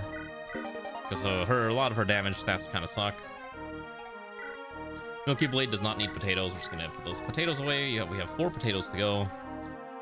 Emedyan might be okay. Logger probably could use a potato. Samsung is probably gonna be fine. Kilme's probably fine, I think. All right, this is probably okay. We don't really need to change too much other than making sure we have enough stabs to go around. And basically, everyone who's a caster should have a heal staff at all times. Oh my god, we have 6 potatoes. We should probably eat some of these. Hearthstone was part of Warcraft. You know what's actually really funny? So the funny you mentioned that. So the earliest Hearthstone card art actually came from the World of Warcraft TCG. Because there was an actual World of Warcraft TCG, and for lack of better words, it did not do very well. Because obviously it was competing with Yu-Gi-Oh!, Magic the Gathering, and Pokemon, and all those basically, as the kids like to say, mogged on mogged on the World of Warcraft TCG. So it wasn't very popular, and so they already had the card art, and so they decided, well, what if we just reuse it for a different card game? And they did. And so they decided to reuse it for Hearthstone, and that's why Hearthstone's gotten a lot of like art. You can kind of, if you just Google up like Hearthstone card art, you'll see exactly what I'm talking about. Like there is a lot of shared art between the two of them, which is kind of interesting to see. Lucina's stats are actually pretty good at this point in the game. I think I will feed Logger like a potato. Okay, and then I think because Kiyomi is still a little fragile, I will feed Kiyomi a potato as well. I think Kiyomi's got a lot of potential if she can just survive long enough to get her stats to the point where they need to be. Okay, so we have Orlin's Tome. Is anyone else... Wait, is anyone allowed to use this, actually? It says it's a professional tome. Is anyone got high enough anima rank? Tortillo maybe. Okay, I have to wait until Tortillo hits. Alright, that should be fine. This should be an okay comp. Let me use the restroom before we start. Let me save. Let me set up a save state here real quick. And let's just press start. I kind of want to see if there's any turn 1 things. Okay. Alright, I'll be right back. I need to use the restroom, and then we'll find another topic to complain about. If you have any topics you want to talk about, think about it, and I'll try to come up with something too while I go use the restroom.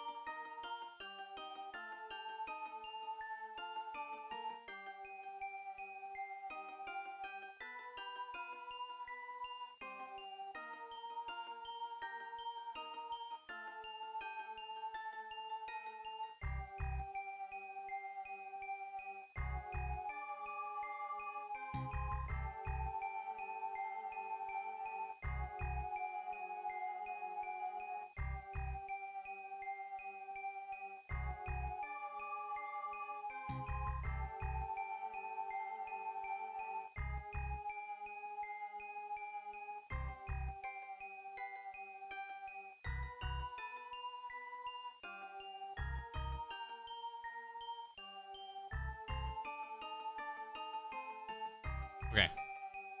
So, I actually did something, since we were talking about TCGs, I actually did have a very funny and mildly amusing anecdote. I said it correctly this time, by the way. I don't know how many other people play Magic the Gathering, but I do, right? And one of the big things that happened in Magic the Gathering, you know, in recent history, is that they, there was a set for Final Fantasy that came out, and it kind of encompassed all of Final Fantasy, right?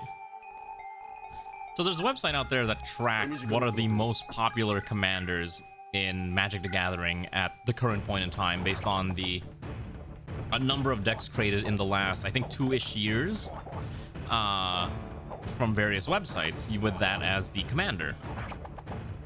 For the longest time, the cards that were number 1 and number 2 were two very popular commanders. One was called,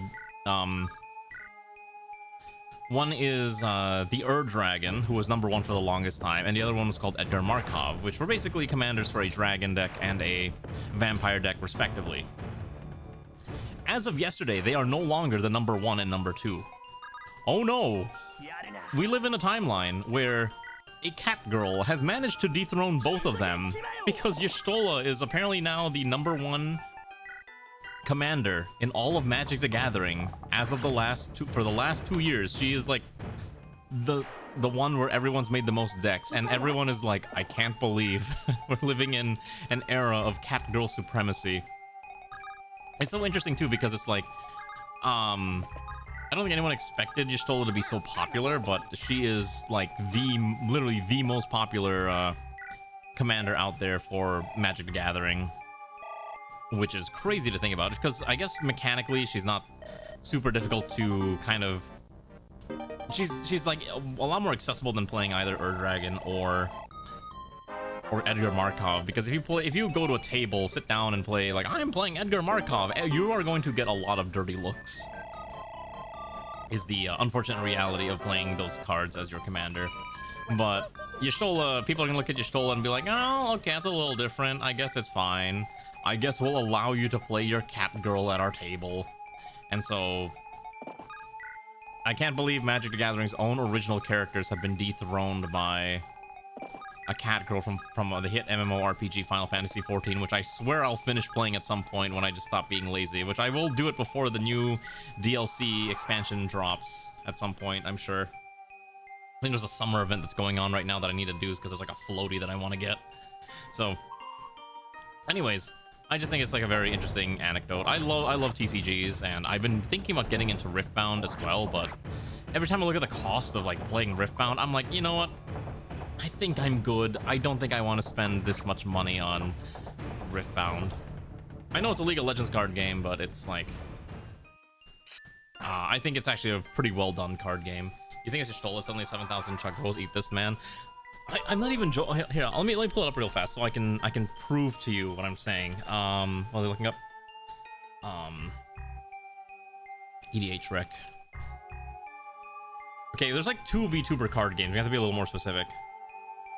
Yeah, if you take a look here, this is the website that tells you like the number 1 commanders in Magic the Gathering right now. And as you can see here, let's see, where's the Firefox window? Why is it like clipped weirdly? There we go.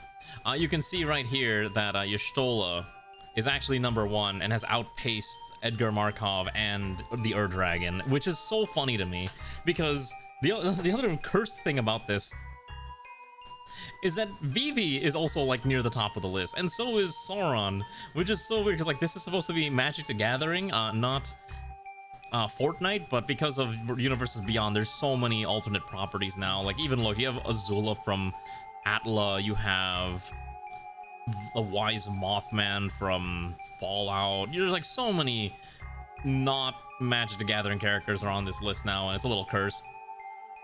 But that's unfortunately the reality of Magic the Gathering now, where it's kind of been Fortnited, and we can't really do anything about that. Like, that's just how it's gonna be. The only refined card you want is Akali, where she's eating noodles. How much does that card cost? That's the real question. Ooh, look at that zombie. It has a skill here. Grizzly Wound deals 20% of target's max HP after every battle. That's actually kind of a really nasty skill.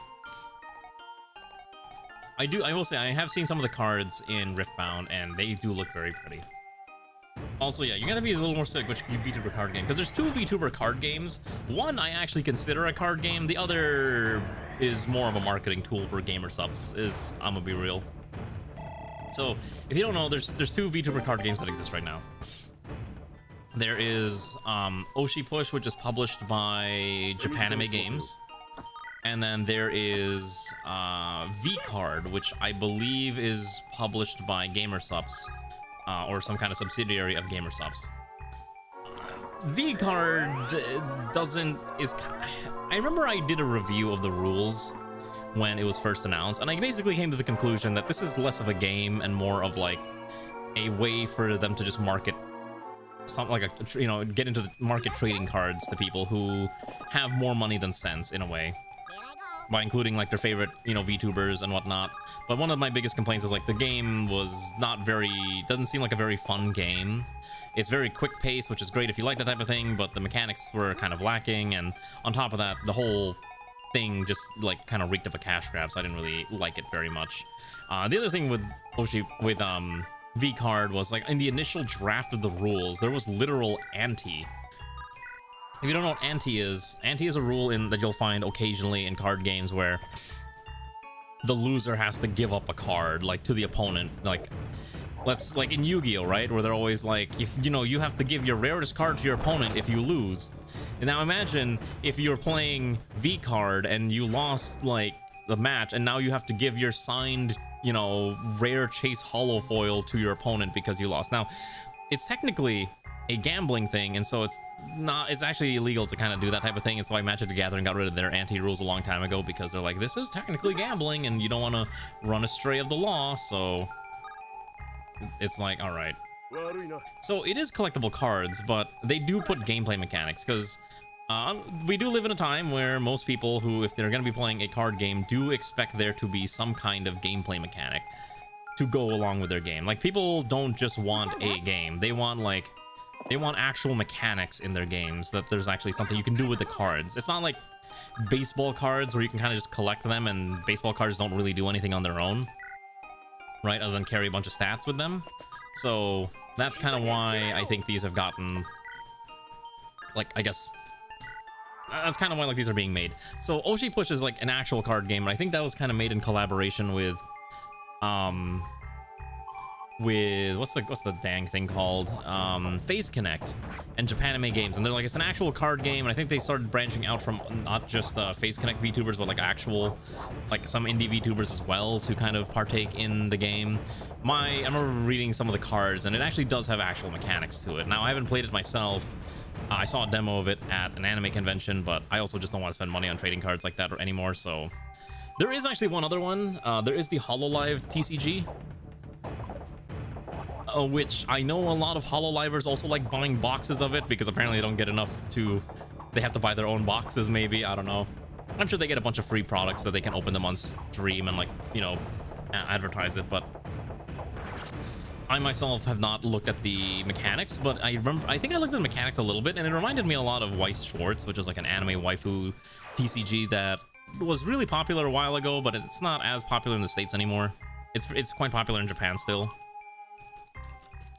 I think the only reason I didn't get into the HoloLive TCG is that there wasn't really a Matsuri card. I know one is out now, but I remember looking at the price for a foil version of the Matsuri card, and I think it was going for like $80 for the English, for the English version of one of the Matsuri cards, and I was like, I can't justify that amount of money on a single trading card. I'm good, fam. I will support my Oshi, but I ain't spending that much money on a trading card. I'm sorry. So it is kind of crazy though, like how expensive some of these TCGs can kind of get. But hey, that's what people are really into nowadays, and people love spending money on collectibles. I'm not playing the HoloLive Gacha. I considered it because it's technically a rhythm game, and I love rhythm games, but I kind of stopped playing rhythm games on my phone a while ago. I think the only one I occasionally play is like Project Sekai, when Ray's like, you should play with me, then we'll play for like 5 songs together, and then we'll not touch it for like months at a time. So yeah, I love watching Matsuri content, but I don't necessarily want to spend money on that much money on a TCG. Here's the thing. I like playing, like, I don't like playing rhythm games on my phone that much because the screen is really small. So, you have to remember I have an actual physical arcade that I can go to. So I typically just go there if I'm in the mood to play rhythm games. And so I'll drive out there, which is like maybe 40-ish minutes to get over there. And I'll play like maybe a couple hours of My Murasaki or, what's the other one called? Or I'll play a couple hours of like DDR, or usually both of them. It's a lot of fun. I really enjoy those games. I saw a really cursed YouTube short where it's like, wow, I met all these like people at when you know the rhythm game community, like, you know, gamers and engineers and a bunch of really bad words that I don't think I can say on stream, but they were basically alluding to like questionable individuals of poor morals. Yes, we did take the Holy Shaft, because why would we just leave it behind when it's a very good weapon to use? Must be nice. It is really nice. I'll tell you what, living near an arcade is really cool. In fact, I think there are 3 round ones within driving distance of me. I think the furthest one is like an hour and a half. The other ones are like within 40 minutes of me. And it's really nice because I get the opportunity to play like the rhythm games that I really enjoy. Wow, an actual Nosferatu tome. Nothing has happened that much. We're just slowly inching our way because this map is really big and we have to kind of slowly work our way up to the boss, which I don't know where the boss is, but my guess is that he's probably situated, I don't know, probably somewhere over here-ish is my guess. Haven't seen him yet. I'm kind of using Gabura as a... as a scanner. But yeah, so like I said, I really enjoy Hololive stuff, but I'd rather just buy merchandise like Nendroids, for example, or plushies or things of that matter, rather than buying, you know, a single TCG card. I would like to play the Hololive TCG, but it's really hard to get product, so it's like where are you ever gonna play this? There's like one store in my entire area that like specializes in highly, oh shoot, I just noticed a zombie there. There's like only one store in my area that even has people playing non-standard card games. So a lot of the stores are just like, this one is the one where you go if you want to play Pokemon. This is the one you go to if you want to play MTG. This is the one you go to if you want to play Riftbound, etc., stuff like that. There's so many Pop Mart figures. I have not bought that many Pop Mart figures. There is a Pop Mart near me, but I think I've went like once. I looked at the prices for things and I'm like, I don't think I really need any of these like mini. I don't actually like blind boxes that much. Ray loves buying blind boxes, but I'm always of the opinion like I'd rather just go buy the one specific thing I like. When I'm in Japan in like 2 months, I know there's a bunch of stores that I need to hit up so I can buy certain things. There's like a couple products that I'm looking for specifically. So there's certain characters I really enjoy that I don't actually own any merchandise of that I really want to go hunt down, whether it's VTubers or characters from video games. I know what I'm hunting down. I gotta go look for them. I need more Nendroids. The thing is, I actually have so many Nendroids that I have not opened. I think there's like, I think I have like 7 Nendroids that are still in their boxes because I legitimately just don't have room. My figure shelf is already like kind of full and I don't have any space to fit more Nendroids on it, which is a little sad because I'm like, man, I really want to buy more Nendroids, but if I can't fit them all here, what's the point? So I gotta figure out what I'm gonna do to like get more space for these Nendroids because I want to buy more. I love Nendroids. I think I like Nendroids a lot more than a lot of the other ones. I don't even scalp. No, it's just me somehow getting my hands on a lot of these things and they're just like, you know, filling up my my shelving. I'm not a scalper. I would never demean myself to scalp things. I have morals. I think Pop-Up Parade is fine. I think the only figures I don't like are the articulated ones, so I don't like Figmas. Figmas are the ones I think I like the least because they're articulated. I'd rather just have the non-moving ones. Funko Pops. I refuse. I fucking hate Funko Pops. Funko Pops are the worst. I dislike Funko Pops a lot. They are probably like my least favorite figure line. I remember seeing like some tweet or some kind of post, but basically it kind of came down to Funko Pops focus on being Funko Pops more than anything else, whereas figures and Gundam and Gunpla, for example, focus on the actual thing that is trying to represent, right? A Funko Pop, you can tell is a Funko Pop. A statue, you can tell is a statue of the character, and it's more about the character rather than being the Funko Pop. Now, it's fine if you like Funko Pops. I'm just gonna make fun of you for it. I hate Funko Pops personally. The Labubus are worse. I think Labubus aren't as popular anymore. I think the Labubu craze has like died out, and it's I think almost in its entirety, the Labubu craze is just dead, which is kind of funny to think about. But yeah, I definitely don't see anyone caring about Labubus as much anymore. It very much was like a viral craze for the span of like a year, and then it just died. Yeah, it was basically a fad. Used to pick up trucks full of Funko from the warehouse and Everett for transport back east. God, I'm so sorry. I bet you could find landfills full of like Funko Pops if you just knew where to look. Because I know they're popular sometimes with some collectors, but I hate the look of Funko Pops. Funko Pops are the worst. Didn't Putty replace it? There's always something that's like, there's always gonna be a new fad. Like it might be like those like sensory toys right now, like putties and like those gels that are like really popular. But eventually that too will be a fad and will go away. Similar like how there's like every 2 or 3 years there's another water bottle or tumbler craze that's going to captivate the hearts and minds of, you know, middle-aged men and women for like the next, and create discourse about them for the next like 10 months and then maybe 24 months, and then they'll move on to like another crazy fad. Like it's always these temporary fads, and it's always so silly. Like I like all those like, yeah, you have to always be consuming product. You can never stop consuming product. The economy demands that you keep purchasing. Don't stop buying. Always keep buying. They're buried next to ET. God, I wonder how much like one of those ET cartridges must be worth nowadays. I think it'd be like a pristine new in-box copy. Yeah, always consume product. That's what they make you do. I've gotten a lot better at not consuming as much product anymore.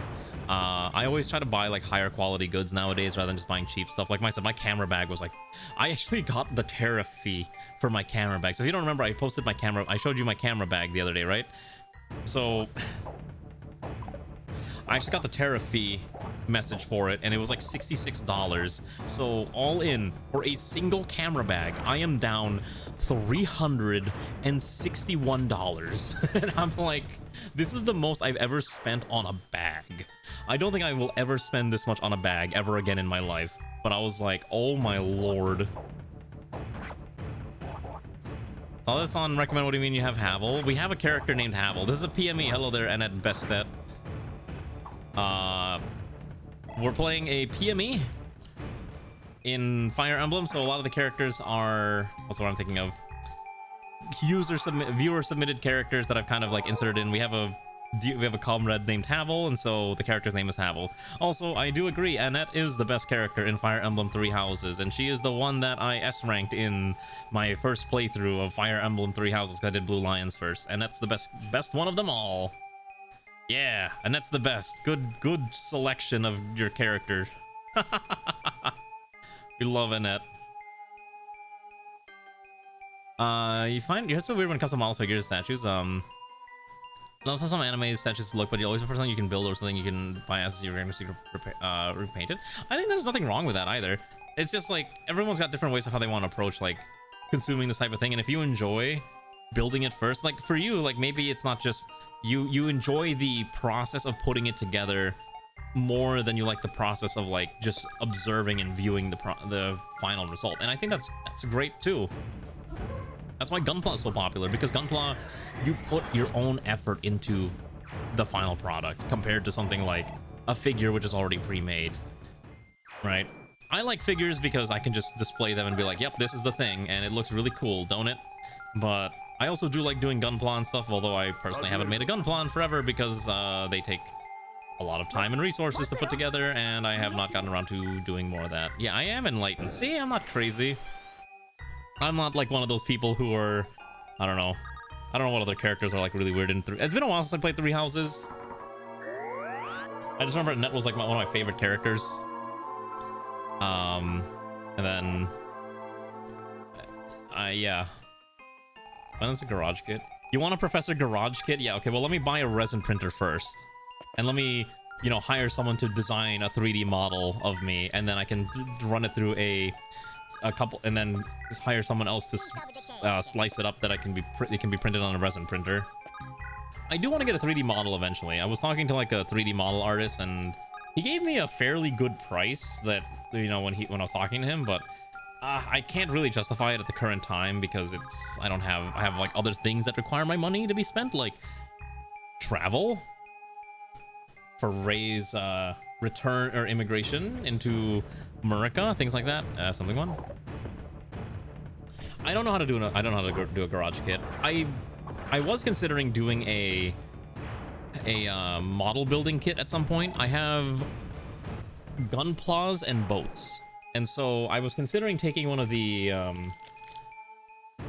unbuilt boats. Like they're like Tamiya World War II ship model kits that I bought when I was in Japan, and I was considering, well, why don't I just make a stream out of building this, and maybe I'd be actually forced to build it. Why?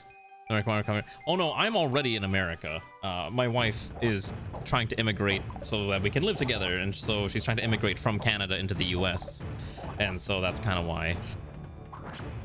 And I know everyone's gonna ask, like, why not move to Canada? Well, because I make more money in the US. That's literally just the simple. Oh, I still have those Trench Crusade minis. Okay, so the Trench Crusade minis came fully, I think they're basically fully built out, but I don't know how to paint them. I have the materials to paint. I remember actually going to a hobby shop. I bought everything I need to paint, including brushes, and I think some like base layers and some other stuff, but I didn't, and then I just never got around to doing it. So I don't know if this paint ever expires. They're like Tamiya paint, but if they don't expire, then I still have them and they're still valid to use. I like how Havel is just so tanky, nothing can kill Havel. I never got around to playing Trench Crusade either. I know one of my local shops was going to do Trench Crusade events, but and they do them, but they're on like Wednesdays or Tuesdays or something when I'm streaming, and I'm like, well, that's a little unfortunate. I guess I'm not gonna be able to do Trench Crusade. I had to like move my schedule around and all that, and I thought about maybe moving one of the weekdays to like Friday or something, but I haven't done that. Yeah, they're still sealed. Okay, well, if they're still usable, I might consider using them then. There's already max level, right? I'm pretty sure we can get Simon Small. I gotta try to bait these so that we don't kill them all right away, because I do want to get some EXP on some of these fine fellows. Maybe Emmet-Jan can survive a hit. Let's see if Emmet-Jan can survive a hit. I'm not even checking the math. I'm just gonna be like, we ball. We just ball, and we hope, we pray. Fun fact, Roblox has more monetary value than Argentine currency. I'm not even surprised by this. I used to play a lot of Roblox. I'm well aware of the Roblox economy. You know what's really funny? Every now and again, I'll get like a message from, like, I log into my Roblox account every now and again, and like, hey, you've earned like 10 Robux because people were visiting your place. And I'm like, I thought they got rid of like tickets. Is it now they just give you Robux if people visit your stuff? And like, click on this, you know, go to this area to claim it. And then it's like, I go there, and it's like, where? I don't see anywhere where I can claim my 10 Robux. Give me my 10 Robux, dang it. I keep saying this, but I could sell my Roblox account probably for like a couple, like probably a couple grand at this point because of how valuable some of my stuff on that account is. I have hats that are worth like hundreds of thousands of Robux, and I'm just like, what do I even do with this? The thing is, like, Roblox nowadays is so weird. So I was playing Roblox back in like, I think I made my account in like 2008, so I would have been around 13 at the time, I think. And I've just had the account basically since forever. So essentially I've had this account for more than half of my life. And occasionally I'll log in and just kind of see like, okay, what's new on Roblox? And it's like, it's all the same garbage, and the game's like way different from what it used to be, and the community's all different, and they got rid of the forums and everything, and it's all about like There's a lot of people who do like weird e-dating nonsense, and so yeah, it's a lot of it. Yeah, oh my goodness, that's right. Yeah, there's so much anime brain rot slop on there, where they're like, look at this game, and it's just like, I think one of them, I remember looking, like logging on one time and like looking at the front page and see what people are making, and one of them was literally called Spin a Baddie, and it's literally, when they say spin, it's like spin a wheel to get a random anime character PNG. I'm like, so they've just basically distilled, you know, gacha games into just the pulling mechanic and then made it a Roblox game using assets they don't even own. And it's so silly. When's the Kevodos Battleground stream? Never. I don't think I can stream that, primarily because I don't think anyone ever plays it anymore nowadays. I think Kevodos Battlegrounds, I actually did play it one time out of curiosity. And my understanding is that it's no longer, it's like they're waiting for like a new version to come out. So it's actually like unplayable right now. Yeah, also Roblox is very much like operates on unpaid child labor, so I don't play Roblox, honestly. One of the other big problems that Roblox has is it's kind of garnered a reputation for a place where people who want to, adults who want to interact with children in inappropriate manners have kind of, that's what the site's kind of now known for, which is really unfortunate, because I think the core concept of make your own game but with like programmable Legos is really cool, but what it's turned to is not good. And I think that's the unfortunate reality of just what's happened to Roblox. There's a few games, and then mostly games at 2K and lower CCU. Yeah, obviously the most popular ones are going to be like the most bare bones, like, you know, Skinner box games, like the idle games. And I don't mean like idle like, oh, singers. I mean idling as in like, oh, you're like sitting there and waiting for number to go, like number go up games essentially, and like auto clickers type experiences. And it's a little unfortunate. Any plans on streaming XCOM 3? You mean the new one that's coming out this month? Yeah, no, I've already marked it on my calendar. It comes out on the 29th. It's a Thursday. Yeah, we're streaming that the day it drops. Was it 29? Or is it 27? I think it's 27. XCOM Star Wars. It's called, what was it called? Zero Company? Yeah, I know it went on Steam, I think today. It's $50. Comes out on the 27th. That's a Thursday, 2 weeks from now. Yeah, we're playing it day one. I already know that's why I'm streaming. I have been looking forward to this. I'm excited to play this. I'm turning all of you into into clone troopers, and you're all gonna die. Get ready to perish. You're all gonna die. And it's Star Wars, so you're expected to die, right? Exactly. So, you know, don't worry, it'll be fine. The game looks so pretty. I'm like super excited for it. So technically no, but in this game yes, because not every character is a clone trooper in this game. So you have to remember, in Star Wars lore, you can be stormtroopers, but you can't be clone troopers, I think is how it works. So I'm trying to remember if this is correct, but my understanding of Star Wars lore is that stormtroopers are all clones of Boba Fett, right? Or is it Jango Fett? I think it's Jango Fett. They're all clones of Jango Fett, so they're all men. However, at some point, the Empire doesn't rely on clones anymore, because it turns out having an army full of clones is a very good way to lose a lot of your army to something like, you know, a genetic virus. And so stormtroopers are just normal humans that the Empire recruits from various parts of the Empire, and so that's kind of the difference. Yeah, stormtroopers are just like, they're just normal dudes. It's just dude. I forgot Emma Young can pick this. Ooh, physic. Yeah. So I'm excited for Zero Company. It's been like a thing I've been really excited for, because we haven't played, like, after the failure of the OCOM Season 3, I think it'd be a lot of fun to maybe get back into playing a little bit more of those difficult strategy games. I'm not going to play it on the hardest difficulty. I'm not going to torture myself that much.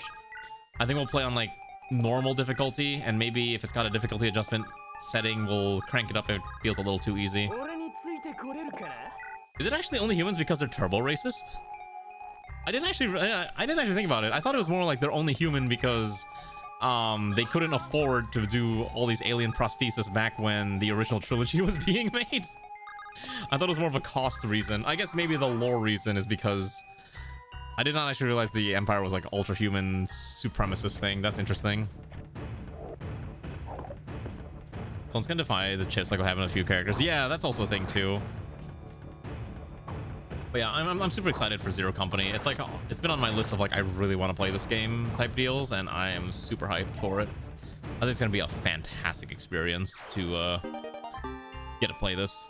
Unfortunately, Electronic Arts is not going to give me a free key to this, so I actually have to go and spend money on this. It's on both World Wars in Germany and Vietnam. Wait, oh, is it really? Oh, I knew like the Empire was kind of based on like, yeah, I know it's kind of based very much off of like Nazi Germany and type of thing. I didn't realize it was kind of based on like the Viet Cong. That's kind of interesting. Betting I play on max difficulty though, just my pride won't. I mean, maybe I'll just try it on the max difficulty to see how difficult it really is. Maybe just a little sample, you know, a little taste of how insane it might be, and I'm gonna regret that decision, obviously. But I'm sure it'll be fine. We're actually almost done with this map. Are we able to just finish this entire thing tonight, actually? Am I actually just gonna finish this entire ROM hack tonight? In reality, stormtroopers all look the same because you need disposable to make costumes for your disposable grunt background characters and the fears to beat. I mean, that's also true. I just hope that when I play this game, that my own clone troopers are not going to be, not gonna have clone trooper aim, stormtrooper aim. They'll actually be able to do their job. So, anyways, I'm excited for it, and I think you'll all be very excited to see it be played. Oh, we won. We've cleared the major threats in the area. We should be safe for the time being. Iris, those things, what do you think those were? They must be corpses risen from the dead. I suspect Winterhell's madness corrupted their bodies. Alright, cool. Lear. Gibora, you've been through a lot today. Here, I brought you something I thought you'd like. Fish. I brought you fish. Thanks. You're still upset at me, right? Yes. You have every right. I won't sugarcoat it. You've been unfair to you. I told you your life was a gift. All I've done is make it harder. I don't want to sit here and talk badly, but it's okay. Let's blah, blah, blah. I don't care about the plot for the most part. Oh, he's in his mind palace. Comrade, the Star Wars deep lore is wacky and stupid and silly. The more you learn about the Republic, the further to fall. I'm not even surprised. Like, Star Wars lore, I do think is kind of interesting. I never really read any of the Legends books, but I do like reading I do like reading Wikipedia articles on various things of Star Wars canon and Legends as well. But for me, the only thing I really care about, like, I don't really care for like post-Empire stuff like in the new trilogy. I'm way more interested in the Republic era more than anything else, because that, like, you know, the height of the Jedi period, and you had like all the you had like the giant like Coruscant with like the whole like Enconopolis, how do you say the stupid word? Encomopolis, because it encompasses the whole, what is it called? Ecumenopolis.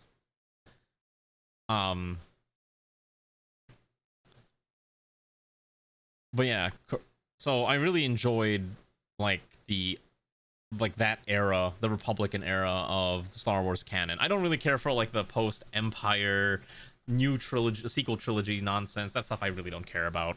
And obviously original trilogy and like that inter period is also a lot of fun.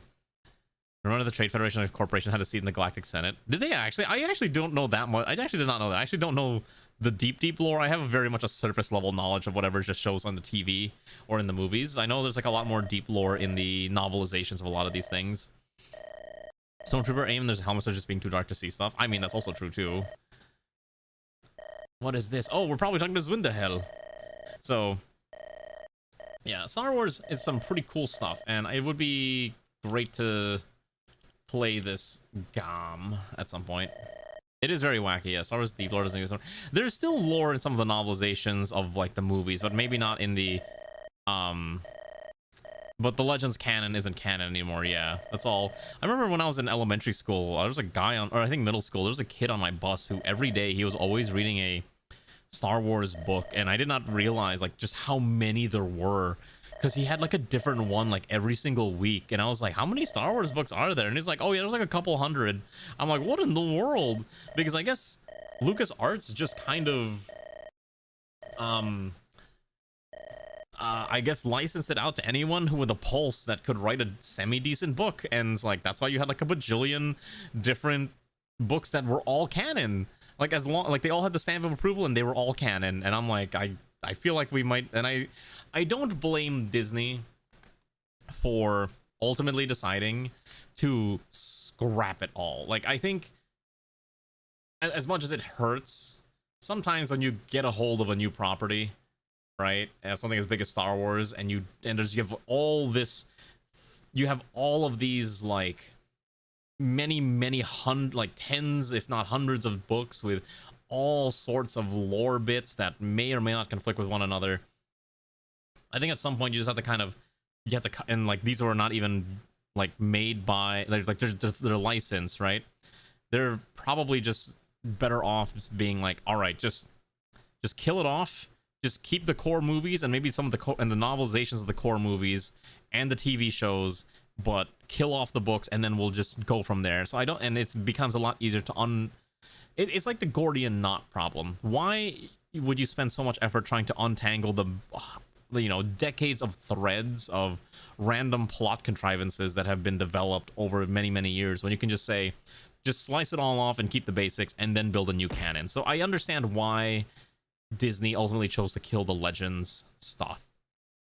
And if they ever like any of them, they can always choose to bring some of them back at will. But for the most part, it's just killed. So I totally get why they did it. Hello, Garm. Good evening.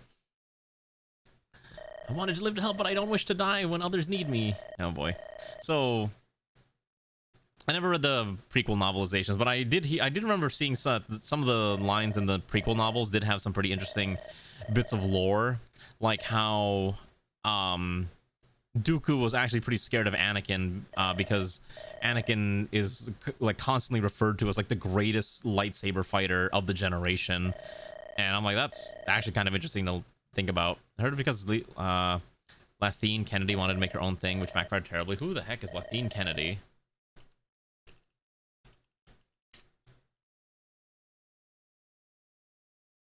Who served as the president of Lucasfilm from 2012 to 2026. Produced E.T. Okay. Produced Jurassic Park. Okay. Let's see. Produced Mandalorian, Book of Boba Fett, Obi-Wan, Andor, Ashoka. None of these sound bad. I feel like she was also part of the project she oversaw the sequel trilogy, Rogue One. So okay, well the thing is, like, she's like a producer / president. I don't think she. Okay, so maybe she wanted to kill off a lot of the original lore so that she can have like her own new canon type deal. I guess I kind of get it. Oh my gosh, it's Lur's mom and dad. Holy cow. Wait, was his dad a Oh wait, no, I know what happened. Okay, yeah. Yeah, there we go. Oh, skip this. Yeah, okay. He's getting the flashbacks of all the people that are dead now. King Rey and Queen Kitsuno. The CM Queen that was beheaded due to your lateness. The same kings have come to his wounds to save his people. Alright, we're getting a guilt trip here. I thought Kenobi was okay. It wasn't very good in the grand scheme of things, but overall I remember watching it and I thought it was perfectly fine. That entire TV series was basically carried by Ewan McGregor, who, God, how old is this man? I remember seeing him. He had an interview recently where he's basically like, yeah, if Disney wants to keep putting Obi-Wan in things, keep putting him in things. I'll keep playing Obi-Wan, or something like that, which is kind of interesting. Oh, the sequel, yes, the sequel is the one with Rey Skywalker, I think her name is, and she's technically the child of Emperor Palpatine, I think. Let's lay out on me. Okay, there's everyone who we failed to save. There's Mao, who we failed to save. Yep. Is this not your best friend? Did he not mean the world, the most cherished of friends? Everything since you met has been for both your sakes, and yet the end result is their death. Such a shame. That's right, everyone you know and love is... Hello? Who's this? Who is this goober? Hello? Who are you? Oh, it's time that we speak, Lit. I'm Zwindahel. That's Zwindahel. You are? No wonder you've been saying all that stuff. You've been trying to... Calm down, I've got a reason. To what I needed to do. That's it. This will lead nowhere if you don't listen. That's... Are you really Zwindahel? The Dark Dragon himself? Yeah, that would be me. You look younger than what I expected. You sound calmer and relaxed as well. Yes, I suppose you have your reasons to think otherwise. Well, this is my true nature. I'm rather calm and collected. I don't know, he really screams Australian to me. He looks like a chud. Oh, God. So why'd you do all this? And what is this exactly? Well, same power that takes you to consciousness, that's my power. As to why I made you hear all that, was for you to hear for yourself. To hear myself? Correct. Everything you've heard, they're not my thoughts, they're yours. They're your inner feelings, your own doubts. As a dark dragon, I can sense that brings you down in many ways. With your dragon blood, I was able to show you how you really feel. Okay, so basically, yeah, this is all Lear's like self-doubts, blah blah blah. So don't give up, Lear. You can use the power of friendship to win. Cool. I feel like Maul's the only one to do. I have not watched, like, okay, I have to emphasize, I have not watched a Star Wars thing since Obi-Wan. I think Obi-Wan, unironically, was like the last Star Wars thing that I watched. I have been meaning to watch everything else. I have not seen The Mandalorian. I have not seen the Book of Boba Fett. I've not seen Andor. I've not seen Ahsoka. I've not seen Acolyte. I think I saw 2 episodes of The Mandalorian, and I did not see anything else. I've been meaning to watch it because I heard it's pretty good, especially because like they even have like the movie sequel that came out, the what was it called? The Mandalorian and Grogu or something. And I know Andor had like really positive reviews, and it's something I've been wanting to watch. And I've seen like one clip of Ahsoka, and it's the one where she's fighting Anakin. And I saw that clip, and it was like one of the coolest things I had seen, because they literally brought back they brought, what's his name? They brought Hayden Christensen to reprise his role as Anakin, and he still steals the show every time he does any lightsaber fighting. That guy just loves playing Anakin, and you can see it when he does it. It's so good. I love it. I'm not missing anything, really. See, it was so bad I had to stop watching Star Wars. Andor's fantastic. I might need to give it a watch, but I've been kind of rewatching Marvel slop recently. I'm not gonna lie, my most recent viewings have been rewatching Marvel movies. Oh my god, wait, is this the final chapter? Could we just do this tonight? Could we just end the run today? Wait, could we be free? You are lost. You are confused. You are unaware. Time is... Okay, wait, hold on. Before we... I just want to see the map real fast, and then I'll double check. Hold on. Let's see here.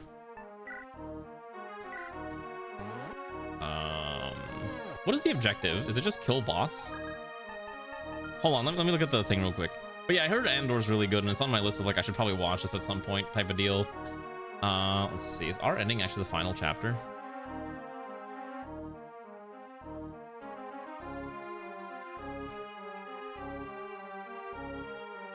Oh, it is. This is the final chapter.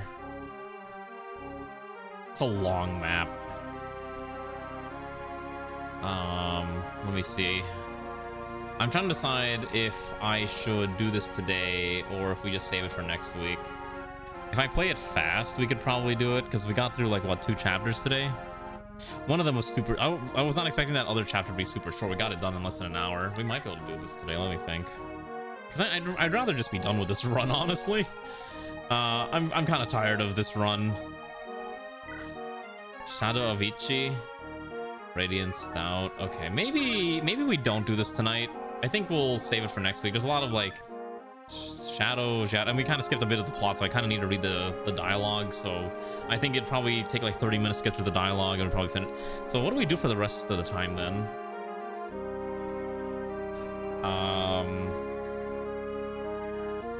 Let's see. Is there anything I could do right now that's not Fire Emblem? Because I'm thinking this chapter should probably be finished next week. But yeah, I think it'd be kind of fun to get around to watching those shows at some point. I just haven't got a chance to like finish watching anything. I've been kind of rewatching Marvel stuff because Spider-Man came out and Doomsday is coming out at the end of the year. I actually bought a ticket for Doomsday. Literally, I think the Wednesday after Doomsday comes out, I think whatever that, the 23rd or something is when I'm watching it. So I'm watching it like a week late because I was looking for tickets, and every single Dolby and IMAX booking was completely filled up. I'm like, you've got to be kidding me. Everyone and their mother wants to see this, which I get. I totally understand.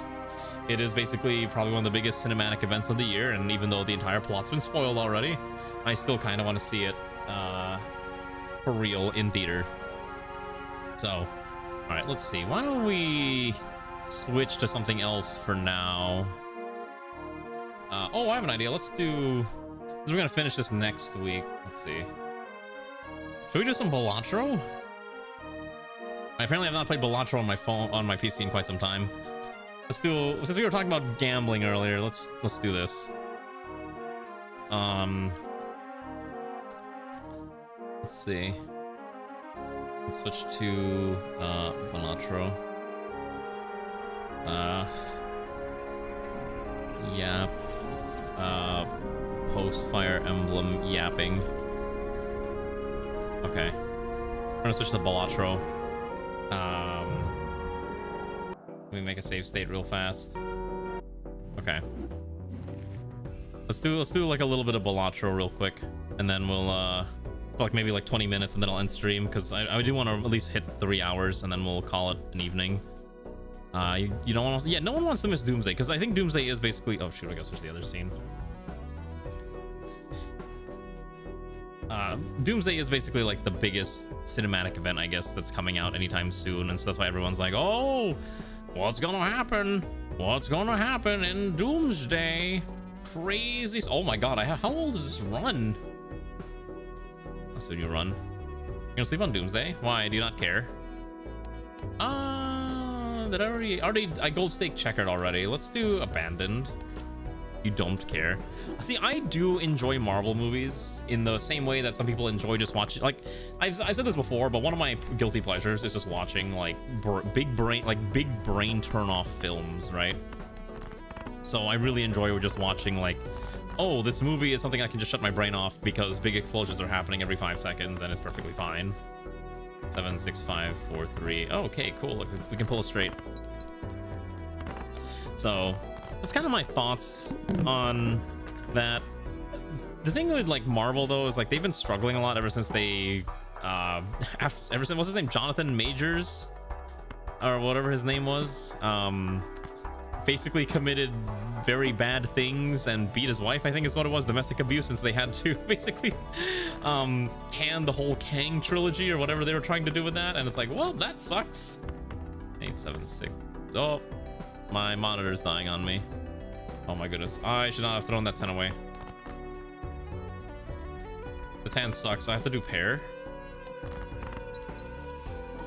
Well, so basically what happens, Oingo, is we made it to the last chapter, but I was like, well, I don't think I'm gonna have enough time to finish the chapter tonight. I probably have to stream for 2 hours because I looked at how big the map was, and I'm like, we'll just finish it next week. So I figured, well, let's just play some Balatro because I've been kind of addicted to playing Balatro, and it's either going to be this or Factorio, and I think this requires a little less mental acuity for the time being, so I can play this while I talk. Right, if I were to play Factorio, I'm just going to talk about Factorio. We're just going to do this one run, I think. Wow, that sucks. Actually, 6, 5, 4, 3, 2, that's a straight. It's fine. It's not ideal, but yeah, I'm trying to match the straights. Throw these away. Oh, wait, full house. There we go, perfect. We're using the abandoned decks. There's no face cards in this one. The movie good because you don't have any face. It's not even like not paying attention. It's more like everyone's got a guilty pleasure, right? My guilty pleasure is action movies. Okay, I like watching action movies. Is it the best type of content to watch? Not really, but there's something enjoyable about just seeing explosions and being like, ooh, things are happening and big booms are exploding on my screen. I think I have to just 2-pair this. I'm surprisingly not able to pull off a lot of straights, which is kind of driving me mad. Toss these. We can full house it. It's fine. So I don't know. I'm always down to like watch more new things. I've thought about maybe doing like movie nights on Discord, but if I never bother doing it because if I ever try doing that, Ray's gonna be like, why not pay attention to me instead? So like, all right, well, we're not gonna do that type of thing anyways, which fair enough. Oh gosh, these are all terrible. I'll take that anyways. We'll take this.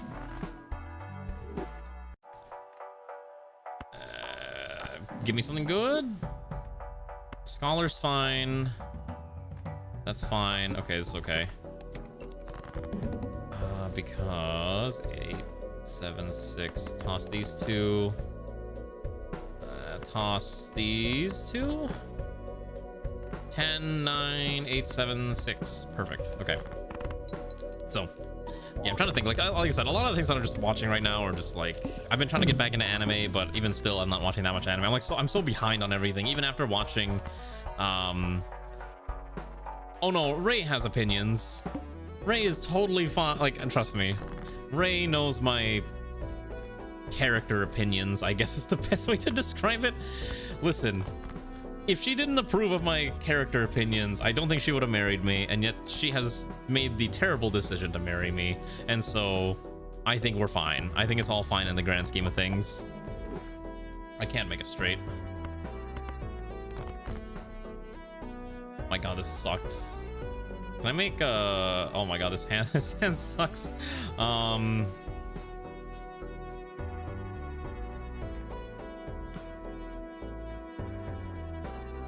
God, I think I have to death the 5. I don't want to death the 5 though into a 2. That's such a terrible thing. That's the only way I can pull a flush. Yeah, this is terrible. I gotta do what I gotta do to survive. I guess we play a 3 of. You mean to make shows you mean to watch? You should. It's a lot of fun to try to figure out like what you actually want to watch. There's like there actually is a lot of good content out there, but it's whether or not you're willing to watch it.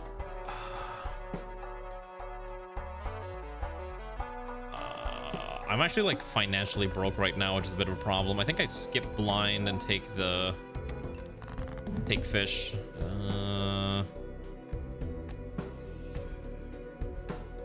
I think we have to go for flush here.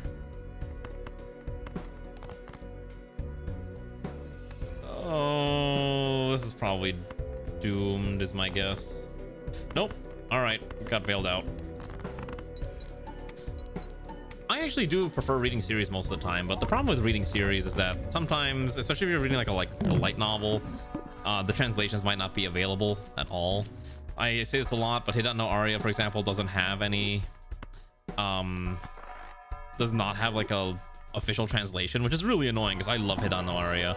It's such a stupid series, but it is like one of my favorite series of all time. I think we take Fool, get Hermit, use Hermit, double our money, take Celestial. So you just gotta figure out what you really enjoy the most. I really don't like this ripped card. I don't want to play 3-handers. Common joke. I don't know which, these are all common, so baseball card's not bad, but we don't have any uncommon jokers. It's also Eternal, so if I buy this, I'm kind of committed to it. Let's screw it. Maybe we can make it work. Reroll. 3 of, 4 of. Don't like any of these. Reroll. We could destroy all of our 6s. Actually, hold on. This sounds funny. Sell this, buy this one. Move baseball to the front there. Okay, so we're gonna try to burn our 6s. I don't know if this is useful at all, but I'm kind of curious. Change all to random single suite. Okay. Ooh, wait, this actually is kind of crazy. Wait, I might be able to force straight flushes. Can I force a straight flush? Not this hand, but maybe future hands I can force a straight flush. Someone who reads Wushai, you're fine with crappy translation as long as it's not an MTL. Fair enough too. But unfortunately, you're gonna find a lot of MTLs and you're not gonna be able to get away from it. That's just how a lot of these things are because, well, good translators are kind of hard to come by, right?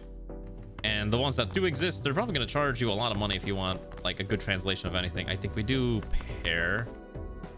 2 pairs probably fine. Oh wait, I could have made a straight. 5, 4, 3, 2 ace. I'm an idiot. I had a straight ready. That's fine. Unironically, Fibonacci sequence is probably good. I think I sell think I sell Scholar for Fibonacci, and we just rely on Mults to get us through. Okay. I think we'll take Saturn. But yeah, I don't even read wuxia. I know a lot of the wuxia memes because of, like, old cultivation and like all that jazz, but it's not something I really pay much attention to because it's not really a genre that I really consume. I do think it is kind of funny though. Yeah, Fibonacci I think is correct because that should get us a lot of mults. I need chip gain is the problem. It's gonna be my next problem. Chip gain's gonna be rough. I love it. Oh wait, I was supposed to burn my 6s for the 6 cents. Dang it, I forgot about that. All right, I gotta burn my 6s. All right. Negative joke. 8 ball, odd Todd. These all. Yeah, I don't want any of these. We do need to find a way to get more like mid numbers. I think I remember reading somewhere like if you want to get as many straights as you want, you kind of need to get the middle number of the set. Oh my god, this is rough. Let's keep these, throw these, look for 6s, play the 6 so we can burn it for a spectral. The fact that I'm losing a lot of my 6. Oh shoot. Oh, that's an interesting one. Create a copy of a random joker, destroy all your other jokers.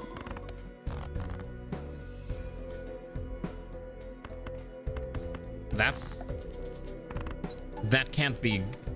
That's really tempting. I think that's really tempting. Hold on, if I pulled this off, what would I do? So if I wait, actually, hold on. This is where's like face cards? Wait, hold on. This is actually not bad. So we lose abstract, Fibonacci, and 6 cents. So if I sell everything, we keep baseball card, and then we can buy these uncommons, which would give baseball card 1.5 multiplier on all of those things, and then we can just buy some. Yeah, I think that's actually correct. Hold on. This is such a high risk maneuver. I'm gonna try it. All right, let's go gambling. That's why we're playing Balatro. So we're gonna use Ankh. We're gonna make a copy of this. So now we have 2 eternal baseball cards. We buy Steel, and we buy Paradolia, if you want to read some wuxia. I'll give it a look. Again, I don't really watch wuxia that much, so that's really the main problem. I don't really read wuxia that much, which is the main issue. Okay, but wait, this is actually perfect. So what if we just play... If we can get a face-related one, let's just make this multi-cards, and... Let's see. Ooh, make a random joker? Yeah, give me that. What do we got? Juggler's fine. Reroll once. Wheel of Fortune. Nope. Wheel of Fortune will never work. Don't ever trust Wheel of Fortune. It's all a lie. Perfect. I can already full house right here. Look at those multipliers. Okay, so the main issue is I don't have enough base multiplier yet, so that's kind of why we're struggling a little bit. Let's toss these out. I need a 5. No, I guess we're just doing full houses. I guess I'm just playing full houses. See, like, this is actually like a really good start, but I don't have a way to capitalize and make, and I don't have enough multiplier. I need an 8. Toss, toss. Toss.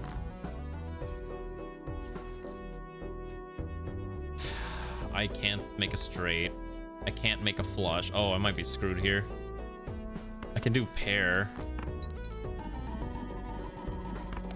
I might need to take a look at that. I'm not familiar with like all the different wuxia systems and all that. I think I have to do this. I guess do 2 pair with ace. Yeah, this might be over. I might have actually screwed up. Wow, that sucks. I think I had a really good hand there. That's unfortunate. All right, well, I think that's probably a good stopping point. We got through a decent amount of Fire Emblem, and I think that's a pretty good way to kind of end tonight. We will do a vote for tomorrow. I don't know what I'm gonna stream yet, but we'll do a poll on Discord, and we'll all figure out how that's gonna be. So I hope you all enjoyed today's little Fire Emblem adventure. We'll do more things. So tomorrow I'm gonna do a poll. It's either gonna be Zomboid or What's the other game called that I play sometimes? It's either Zomboid or it's gonna be... I'm blanking on the word. Star Sector or Iron Nest or Corsair Cove. That was the other one. Corsair Cove was the other option.